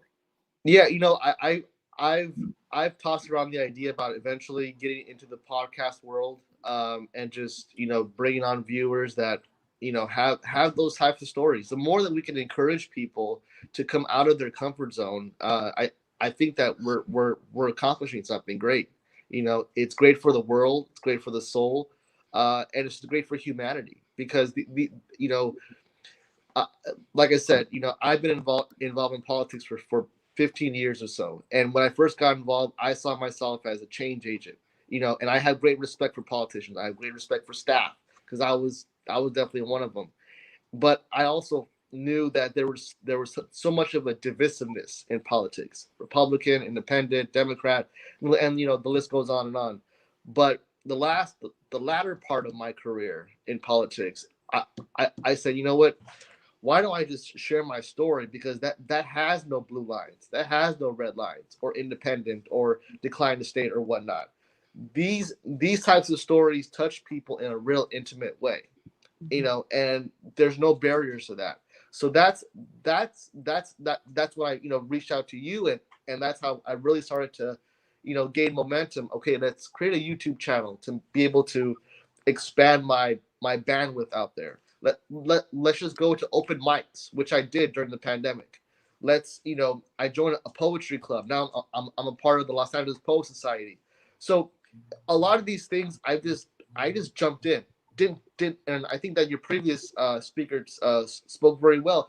You don't have to, you know, be an expert in writing to be able to share your ideas or share your stories. You don't have to be an expert in English to be able to know how you want to, you know, write your bibliography or your or you know, whatnot. All you have to do is just speak what's on your mind. Speak from your heart, and that's how I really try to approach things. That's exactly how I speak too. Is I keep telling people when they want to come into the speaking industry, I'm like, I don't use podiums. Podiums to me are, you have to memorize this thing, and that is always why I was scared, because memorization was just never fun. Speak from the heart. I do have a question for you though. Why did you decide to do YouTube videos where, as you said, you know, your face is right there for people to see? Why didn't you start off with something that was audio? You know, I have no Bible on how to approach, you know, getting my word out there.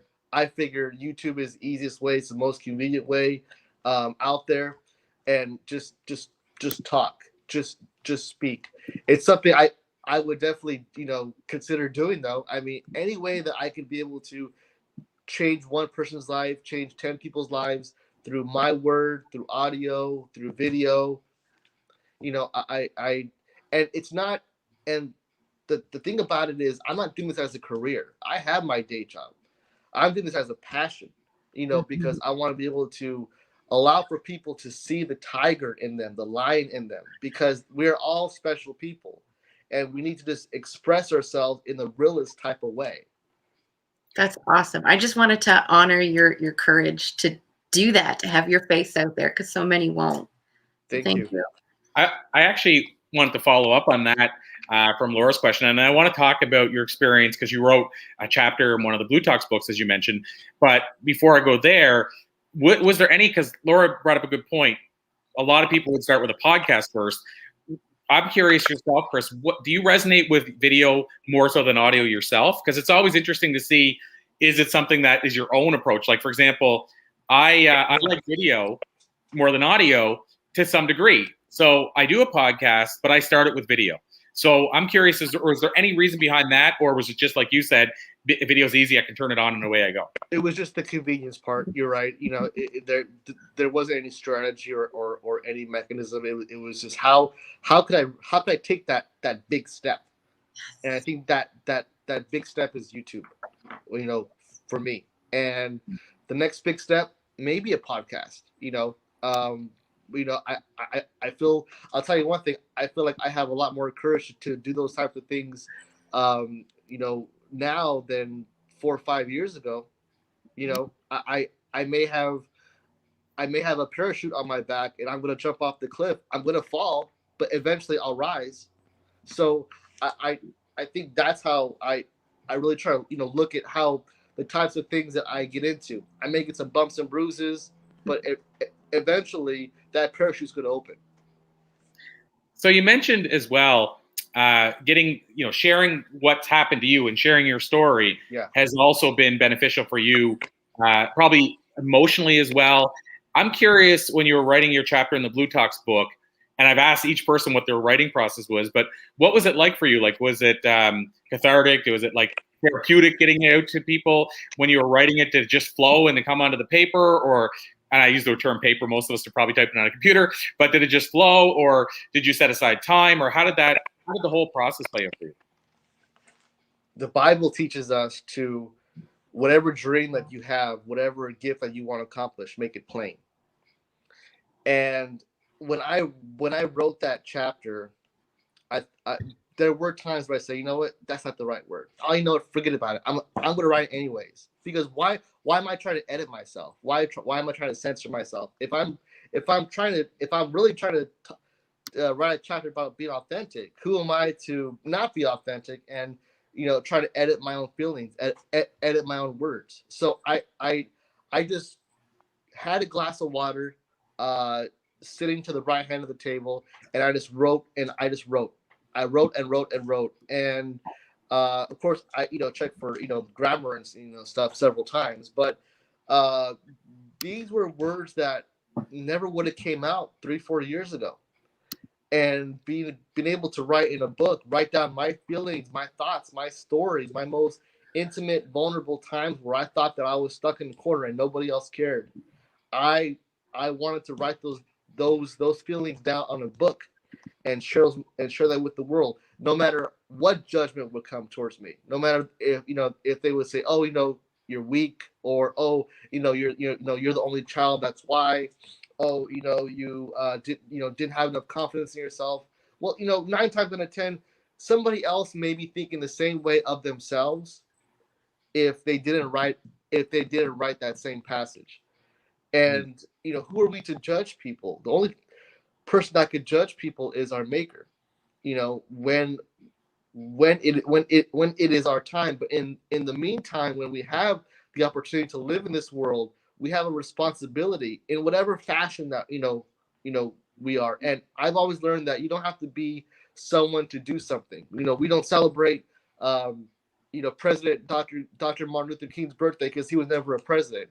We don't celebrate Governor Cesar Chavez because he was never a governor. These are people with dreams, plans, and wanted to be able to do the right thing by mankind. And so that I may not be elected official, I may not be all this fancy stuff, but what I do have that other people don't have is my own story, my own word, and it's my responsibility to share that with the world. Definitely. I have another question. I wanted to know, after you started doing all of these videos and sharing your story and being vulnerable with people, what kind of impact have you seen from people who may have seen your videos? I would get messages like, "Wow, thanks, Chris, for putting out this past week's video. I was also bullied, or thanks, Chris, for talking about toxic masculinity, because there's this stigma that because you're a man, you have to do manly things." Mm-hmm. So there was so many great positive feedback from people that just I never thought that had experienced the same thing that I experienced. But we don't know until we actually put our message out there and talk to people and have dialogues, because all that did for me, I kept everything inside myself, and I didn't talk to anybody. I didn't talk to my friends, my family, because I was embarrassed. I didn't want people to see me in a different light that they didn't see for me myself. One of the things I had challenges with, I wanted to be somebody who I wasn't, and that's one of the things I talked about in a very detailed way in being authentically bullied, because I took it to a whole new level. But I wanted to be somebody because somebody gave me a compliment saying that you look like somebody, when I said, you know what, I could pull that off. But at the end of the day, I could fool hundreds of people, but when I go to sleep at night, I couldn't fool myself. Yeah. Do you feel as though some of that weight has lifted since you've opened up? Yeah. Yeah. A lot more. I look at life differently. I when I put my feet on the ground after I wake up in the morning, I feel like I'm just so much more positive and honest with myself to start the day. And when I go to bed at night, I felt that, you know what, these were my goals. I accomplished it. Let's cross off one more thing on the passion planner and let's move on. Let's just keep it going. Ooh, passion planner. Yeah. Do you use a planner all the time? Passion planner, vision board, whatever people can keep so that they hold themselves accountable. And it allows me to kind of do the things that I've always wanted to do, but was afraid of just judgment. Mm-hmm. One of the things that you said in there too, Chris, that really spoke to me is, and this is something that maybe others wouldn't pick up on. I probably picked up on it because I spent so much time doing it early in my career, which is, you mentioned that you even did open mics. And so I want to ask you about that. Like, I did the open mic thing as a musician, and also like trying to give something to the audience. I did it as a musician, open mics, but then I did it also. I went to poetry readings, and then I guess I always say, like, I graduated to stand-up comedy, but I don't even know if that's a graduation. Then I did stand-up 700 shows over 9 years, and so that's a big part of my background that I don't talk about probably enough. But why I want to ask you about that is, when you say you did open mics, and I looked at your website and saw some pictures of you doing open mics, was it you going and sharing your words and your thoughts and stuff, or was it like, because open mic can mean a lot of things, right? It could be poetry, it could be stand-up comedy, music, music, could be sharing your thoughts, almost like spoken word. And so I'm curious, what capacity were you doing open mics in? I was, when I did my first open mic, it was with my cousin, and she just said, just go up there and just talk about what's whatever you want to talk about. And one of the first passages I talked about was being the only child. And it was, I guess you could see it as a poem. I guess my perceivement of a poem was it had to rhyme. People said that, it doesn't have to rhyme. It just because it's these are your stories. So I don't really classify myself as a poem, a poet. I classify myself more as a storyteller, because I'm sharing stories, and those are the approaches that I went to each open mic, whether it was 5 people, 2 people, 10 people, or 15 people. I just wanted to connect with people, and I'm a very people person, and being able to just share those types of feelings and those vulnerabilities and those explicit things that people say, that's not politically correct. That's not. Who are we to censor ourselves? Who are we to edit ourselves when these are our feelings? That these are what we went through, and we have no responsibility to ourselves to not share those. We have to share those feelings. Look at Amanda Gorman. She was the first a woman of her age to be able to grace a presidential inauguration with her poem.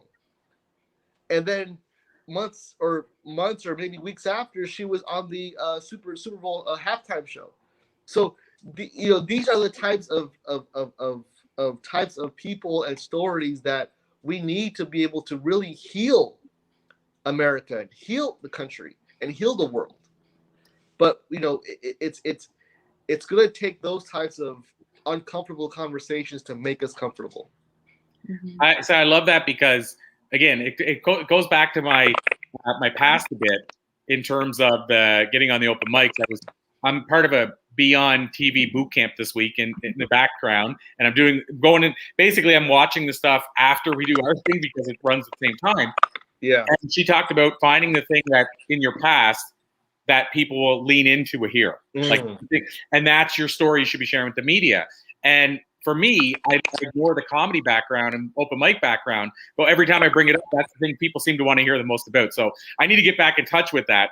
But having said that, I love what you just said there, and it also makes me think of Zig Ziglar. One of the things he always said was that if I have knowledge that person needs, I have a moral obligation to find a way to get that knowledge into their head.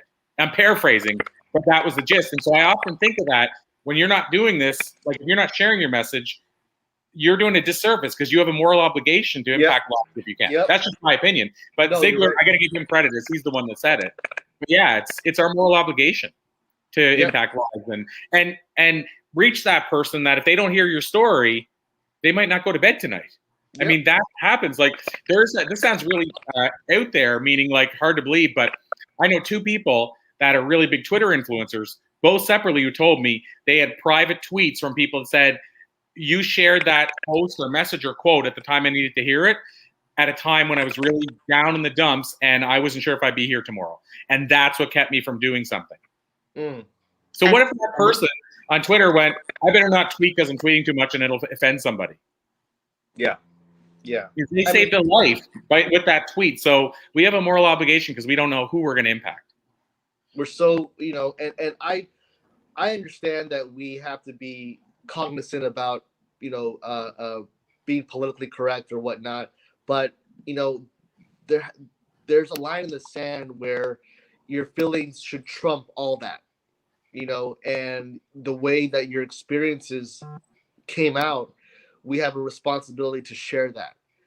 And you're right. We can't keep our feelings inside. We can't keep our expressions inside because we're not doing humanity justice. And I think those who are in a more of a prolific role, presidents, congressmen, actors, actresses, stars, whatever, they have even more of a responsibility to speak up about the things that matter. Until that, nothing else is going to matter until those things matter, whether it's justice or injustice, whether it's humanity, whether it's human services, whether it's education, and the list goes on and on. But we have to be honest with ourselves about the things, those social issues that matter. It's interesting you say that because it makes me think of actors and actresses, as you mentioned. They have a platform that they were given, and it's probably a catch-22 for them, meaning actors and actresses, because, for example, when it comes to, let's say, injustices they've seen or they feel happen in the political world, as soon as they speak up about it, everybody's like, stay out of politics. That's not your field. You're an actor. And so I mean, the question is, are they right? People saying, stick out of this, you're not in politics. I mean, to your point, I would lean more on the side of if they feel an injustice is happening, they're human. Just because they're an actor, like you're almost saying your opinion's more discounted because you're an actor. Like they have a bigger platform. I think in some ways they have a duty to try to get the message out of what's right in their eyes. It doesn't mean it is right, but it's what they feel is an injustice. But that is a challenge, I'm sure, for an actor and actress, because I've seen it for quite a while. As soon as they spoke out about it, it's like you don't belong talking in this field. You're in the entertainment business. You don't belong here. Well, how does the person that's saying it belong there anymore? Really?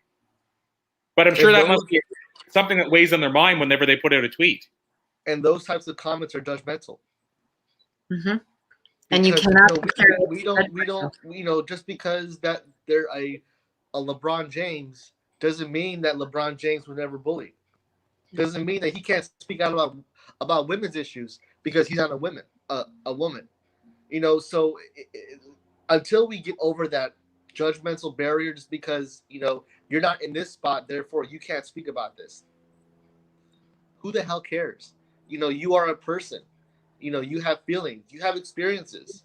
You don't know if some person who is like a star now, went through a lot of the same issues that maybe you went through, but because you see them at a different light, because they're, you know, putting a basketball in a hoop, they think that, you know, they can't speak about the issues that affect Black and brown communities. So it's those types of conversations that we need to have, and not judge people because they're not in that environment. So you're exactly right, Corey.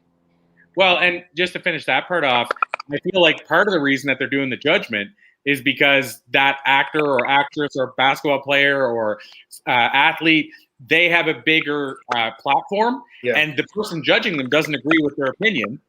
So they're saying, I don't want this opinion out there because it goes against what I believe. And so they're trying to shut it down in their own respect. So in other words, I don't think it's that they don't think they should have an opinion. They're bothered that they don't have the same opinion as them, and they have an ability to reach a lot more people with that opinion. That's what it appears to be like. Oftentimes when I always, when I really started exposing myself, that's what it was, exposing myself. I would get those comments, those negative comments like, no, it's not your time. You're not in the right space. All those things that could really demotivate you, you know, if you're really putting yourself out there and you're still vulnerable, but, you know, being able to overcome that and say, you know what, I am enough. Yes, I can. And yes, I will. We have to be able to do those types of things to move the ball forward, so to say. But, you know, you're right. When you, and people are definitely in the right to have their own opinion. I think that's what makes America great. We live in a democratic world, but, you know, just because you don't agree with someone's opinion doesn't mean that you could shame them.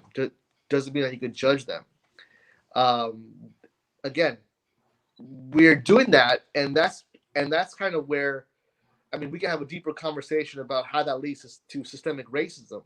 Because there is a structural correlation to that, I really believe. But, you know, having those conversations is key, and not judging is like even more key. So great. So now, Chris, as we start to bring things to a close, and there's never enough time, but I want to ask you the time machine question, which I've asked every guest, I think, today. But the time machine question is pretty simple. If you could jump into the time machine, go back and visit younger Chris, what do you think you might tell him based on what you've learned in the year since? I would say very confidently, do whatever you want to do, and don't expect people to always like you for it. Love that. So, Laura, I give you a chance every time. I want to make sure, do you have any last comments or questions for Chris before we ask him how people can connect with him and learn a little bit more about him?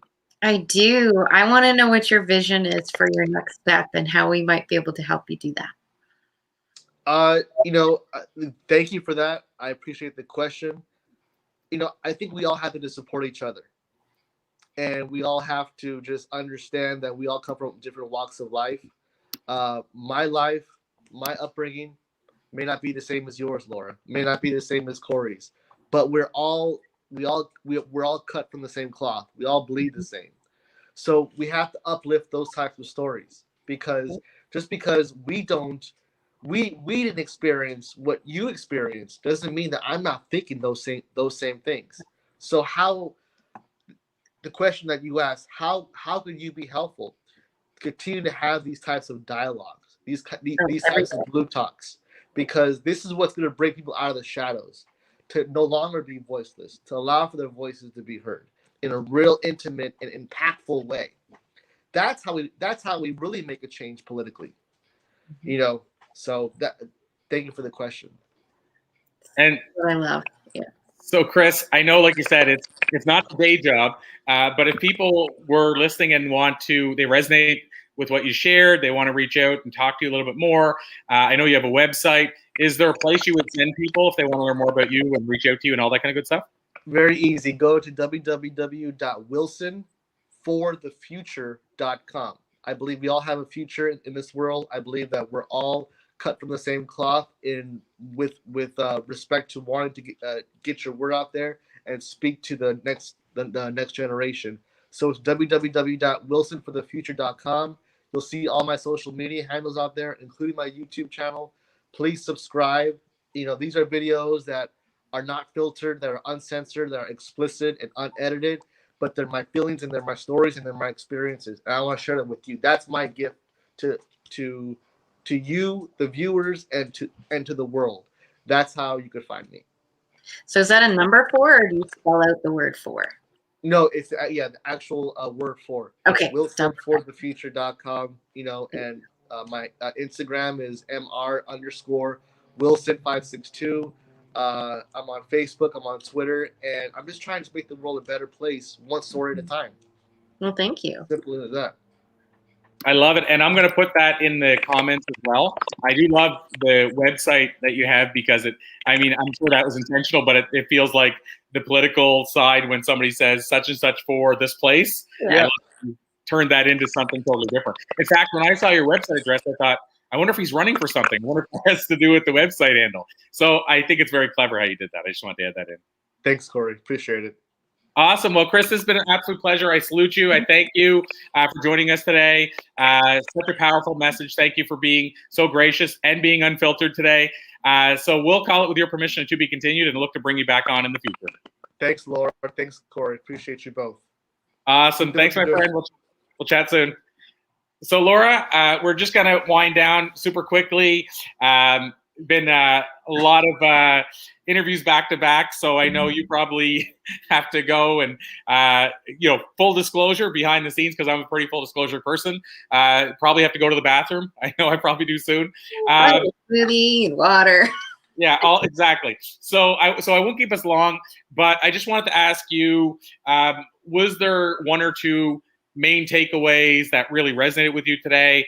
And any last words or things you want to share with people before we all say goodbye for the weekend? I have to admit that over the last couple days interviewing people with you, I have noticed that every single one of the interviewees has understood the depth of who they need to be to show up in the role that they're trying to play.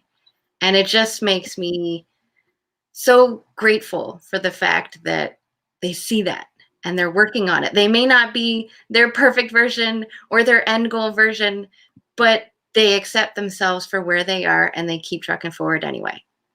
Loving it. So well said. I love that. And it's funny. I never thought about it in that context of the last couple of days or in general, even in these interviews. But it's interesting you say that, because in my interviews with, as we know, a large number of people, the most common trait. So when people say, everybody wants to know what the most common one is. And I usually tell people the 5 most common, but the most common, the one, and by far, like if the second most common is like 85% have it in common, it's like 98% have this one in common, is they're living on purpose. Yes. So they're living their purpose. So they know what their purpose is. Could it change? Yes. Does it mean it's exactly what it will be, or like you said, is going to be in the future? No, but they are very dialed in. They're very clear about who they are, and they're very clear about the work they're doing. So it doesn't surprise me that you noticed that. And it's funny, I never paid attention to it in this context. That's what I do. Bigger picture. That's so cool. And the way that it kind of left, but the way that people see that it's their mind that needs the intention to move forward. It's not just about bold action. Like, especially today, every speaker was saying it takes, I'm paraphrasing everybody, it takes intentioned action. So it's not just the hard work that gets us moving forward. It's that intentioned hard work that's focused and driven and creating those patterns that drive us forward instead of it being everywhere. Yeah, I so agree. And we changed the format a bit, because originally in doing this event, I was very specific, especially because we had a mindset event, the opposite one, but it's very specific that I wanted it to be about how to crush it in podcasting, speaking, writing, and influence to amplify your message. But I started coming back to this idea, and it could go back and forth, and I might next time try to get a few more people in that other part and stay a little more focused in those areas. But it's become very apparent to me, and it was when I used to teach sales early on in my career, that without the mindset part, the rest doesn't work anyway. So like when I used to do sales training, the first day, which people don't understand, or if it was a 3-day event, the first day, or if it was a full day event, the first 3 hours were dedicated to mindset. And of course, people that are in the room that are salespeople are like, get to the sales strategy, get to how I make a sale. But I would tell people, if we don't get the mindset right, the rest of the stuff you do isn't going to have the same result. Can you still sell something with the right mindset? Yes, but you're never going to be as effective as you could be with the right mindset. So I dedicated a lot to mindset. And so I kind of like the last, even including with Kelly, the first 3 days, the last 5 days, we've really focused a lot on mindset because it all starts there. It does. And I've been making a big push lately for a few of the gurus that I follow in various places. And I'm like, it's not about persuasion for sales. That is the icky sales that we feel. It's the inspiration and the actual service and understanding a person, not as a number or a thing to be sold. It's that human connection that makes those sales. Well, and the truth is, because they understand. Yeah. I'm sorry. There's a bit of a break. I overtalked. I was just going to say the truth is, I think the future is going to even look more like that, because I feel like sales, like traditional icky sales, will probably always work to some degree. But, or also, no, instead of but, and I'll also say that actually that's a place where I probably should say but, because I want to get rid of the first part. And it'll probably always work, but I feel like it's working less and less. Meaning, you know, if you're a person that's doing the icky sales, you might have 20% effectiveness compared to 85% back 20 years ago. And to your point, relationship is going to mean so much more. It already does, but it's going to be the currency. People are going to buy from people they know, like, and trust, because now there's so many people you can buy from. It's very hard to say, okay, I need this service. There's only one person to go to. I can't think of any service where there's only one person. So if we have lots of choice, what are we going to go back on? We're probably even more so than price. We're going to say, who's the person I like the most? Who's the person that I feel really cares about me? Who's the person I have the relationship with? Not in all my businesses, because I have a few different businesses, but in Blue Talks, for instance, since we launched officially less than a year ago, but we've been doing it over a year. Since we started, it's moved more and more to the point where almost every person that's within the Blue Talks ecostructure or ecosystem has come from referral or word of mouth. Yes. Like, it's almost nobody. Like, when it first started, I would go to my newsletter and say, hey, who wants to be a co-author in a book and all that kind of stuff, and post that on Facebook. But in the last 3 or 4 months, it's been almost all word of mouth. And this goes back to the relationship side. And, you know, I'd love to say that, hey, that's a credit to me. But the truth is, it's the person that trusted me that's gifting me the relationship of the person they know. Like, they're saying, I like Corey. I like what we did here. You need to be in this. What I'm getting at is that's relationship sales. Like, that's not me going to them and saying, even though you say you don't want to be in a book, I know you do, and here's why. You know, it's actually somebody coming to me saying, so-and-so said I need to work with you and I need to write my story in a book. Is that true? But that's already a relationship sale before it even starts. Yeah. Marketing starts in here. Thing. Not out there. As I want to do like all these gestures, but I don't have room. And I know that the conversation around knowing, liking, and trusting to get people to buy from you is a whole other conversation. But that's also one of those things that I'm trying to tear down, because it's not the whole story. And if done barely, takes out that whole human piece. That's where that persuasion marketing, I'm going to get you to like me, even though it's not really me. I'm going to get you to know this masked version of me. And that is what feels icky. But when you use that with the human side of things, that's when it feels good. Yeah, maybe we need to, and I know the word's overplayed, and we even talked this week about unpacking this word authenticity, but yeah. I know. But whatever the meaning of that, being authentic, being true, no filters on, I feel like we need more people that don't put a filter on themselves, in the sense that what you just said. I'll use the word mask. Put a mask on and act like I'm this person so you'll buy from me. I feel like we need more people that you know exactly who you're buying from through and through. And then the secondary part is that and this is your point, they actually give a crap. Their passion is about making sure that you are actually satisfied with this purchase, or you actually are going to get an outcome you want. Like, so in other words, focusing on, if I said to Laura, you know, I truly do want you to get a TEDx talk, I really should really want her to get a TEDx talk if I'm helping her, and it should be genuine, and I should want to go the extra mile. And if she says, hey, I'm just about to get my TEDx talk, can you help me in these last stages? If I say, nah, sorry, you already paid and we already gave you this, that's not authentic. And that's not, it'll get away from that word, but that's not heart-centered. That's not me caring about your results. Again, within reason, as long as the person's not saying, give me all this stuff for free. Yes. At the end of the day, I believe I should give a crap about your outcome. I shouldn't just go, well, I got the person's money now and they're locked in. I actually should care that you get the outcome you're hoping for and actually want to facilitate that. So I don't know if that's what you're driving at, but that's my feeling on it. Well, I have to give what I want to receive. So if I want you to be my client, I have to invest in you and say, I see your potential. I invest in you doing the goals that you said that you want to do. That is part of my payment. The other payment is when you finally trust yourself and go, I'm going to give you the means to embody your life and your goals. It's like, oh, great, money. I could get that haircut. I could buy clothes without holes in them. You know, those things that make me show up better for you. Absolutely. I'll finish with one other thought and then I'll let everybody run because I always try to make sure we finish at the top of the hour. We usually have a 15-minute buffer to finish things up. But I'll say, and I don't have the Think and Grow Rich book in front of me, but Napoleon Hill, I'll put him up just to say Think and Grow Rich. That's one of the biggest laws in his 13 laws of success that I feel most people miss. And yet, if everybody did it, truthfully, there would be no worry about abundance for those people. So what I'm getting at is what we're talking about here is I actively, and I don't do it in, I don't do it basically with a manipulation approach. I truly believe I should be doing it. But the thing that Napoleon Hill talks about, and I don't have the exact wording properly, but the gist of it is give more, and this includes to your clients, than you expect you're going to receive in return. So, I mean, I know it's a cliche as well to say I over-deliver, but what I try to do is I try to say, if somebody was doing this for me, what are the other things they could do for me that would make me go, wow, like they really want to help me? So if I want to help people get stages, for instance, with Blue Talks, before we launched the Influencer Vault, with Blue Talks, people that were inside that private Facebook group, we were sharing, hey, do you want to share the bill with Jack Canfield?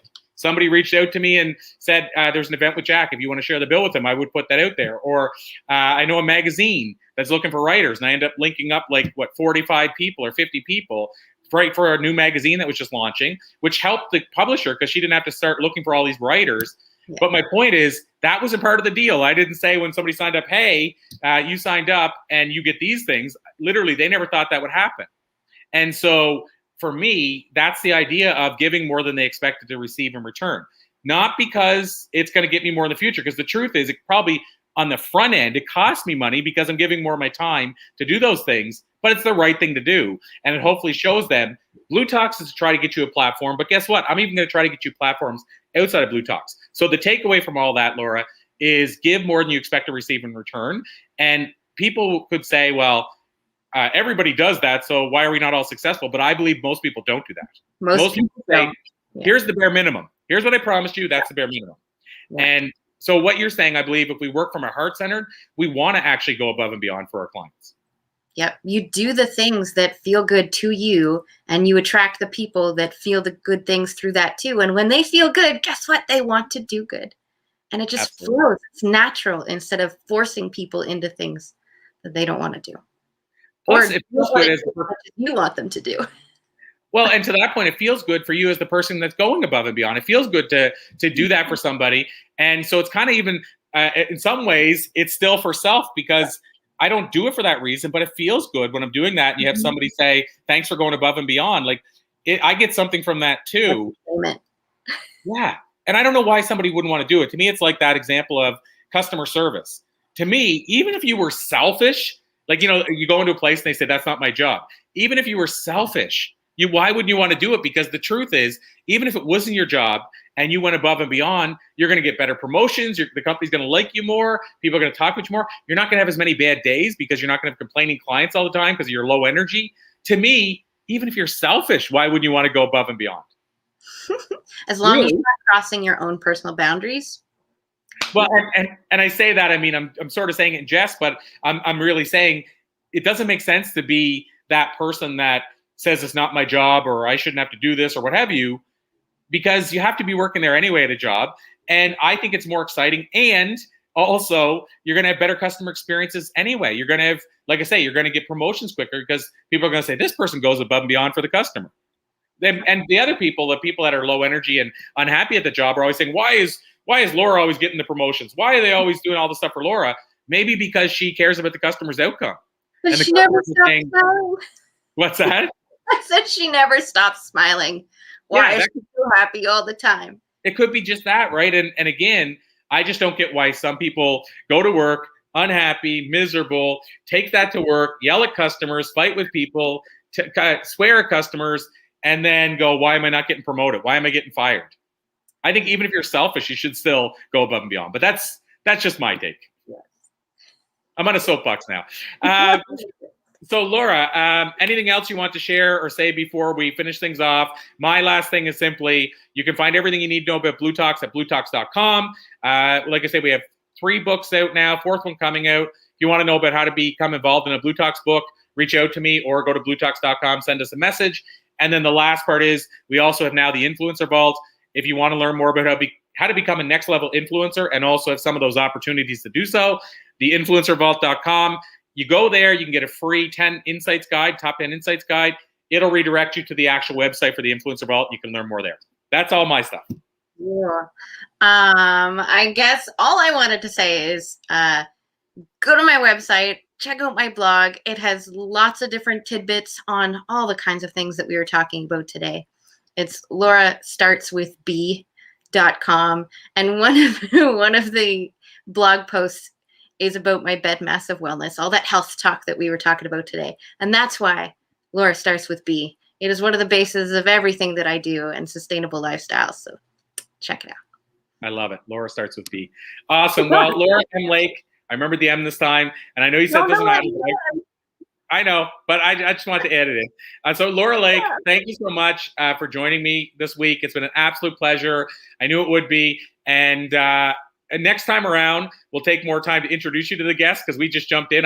Mind you, I didn't introduce myself either. And some of the guests Kelly brought on earlier in the week, I didn't know them, so I just jumped right in. But I'll take more time for those niceties later.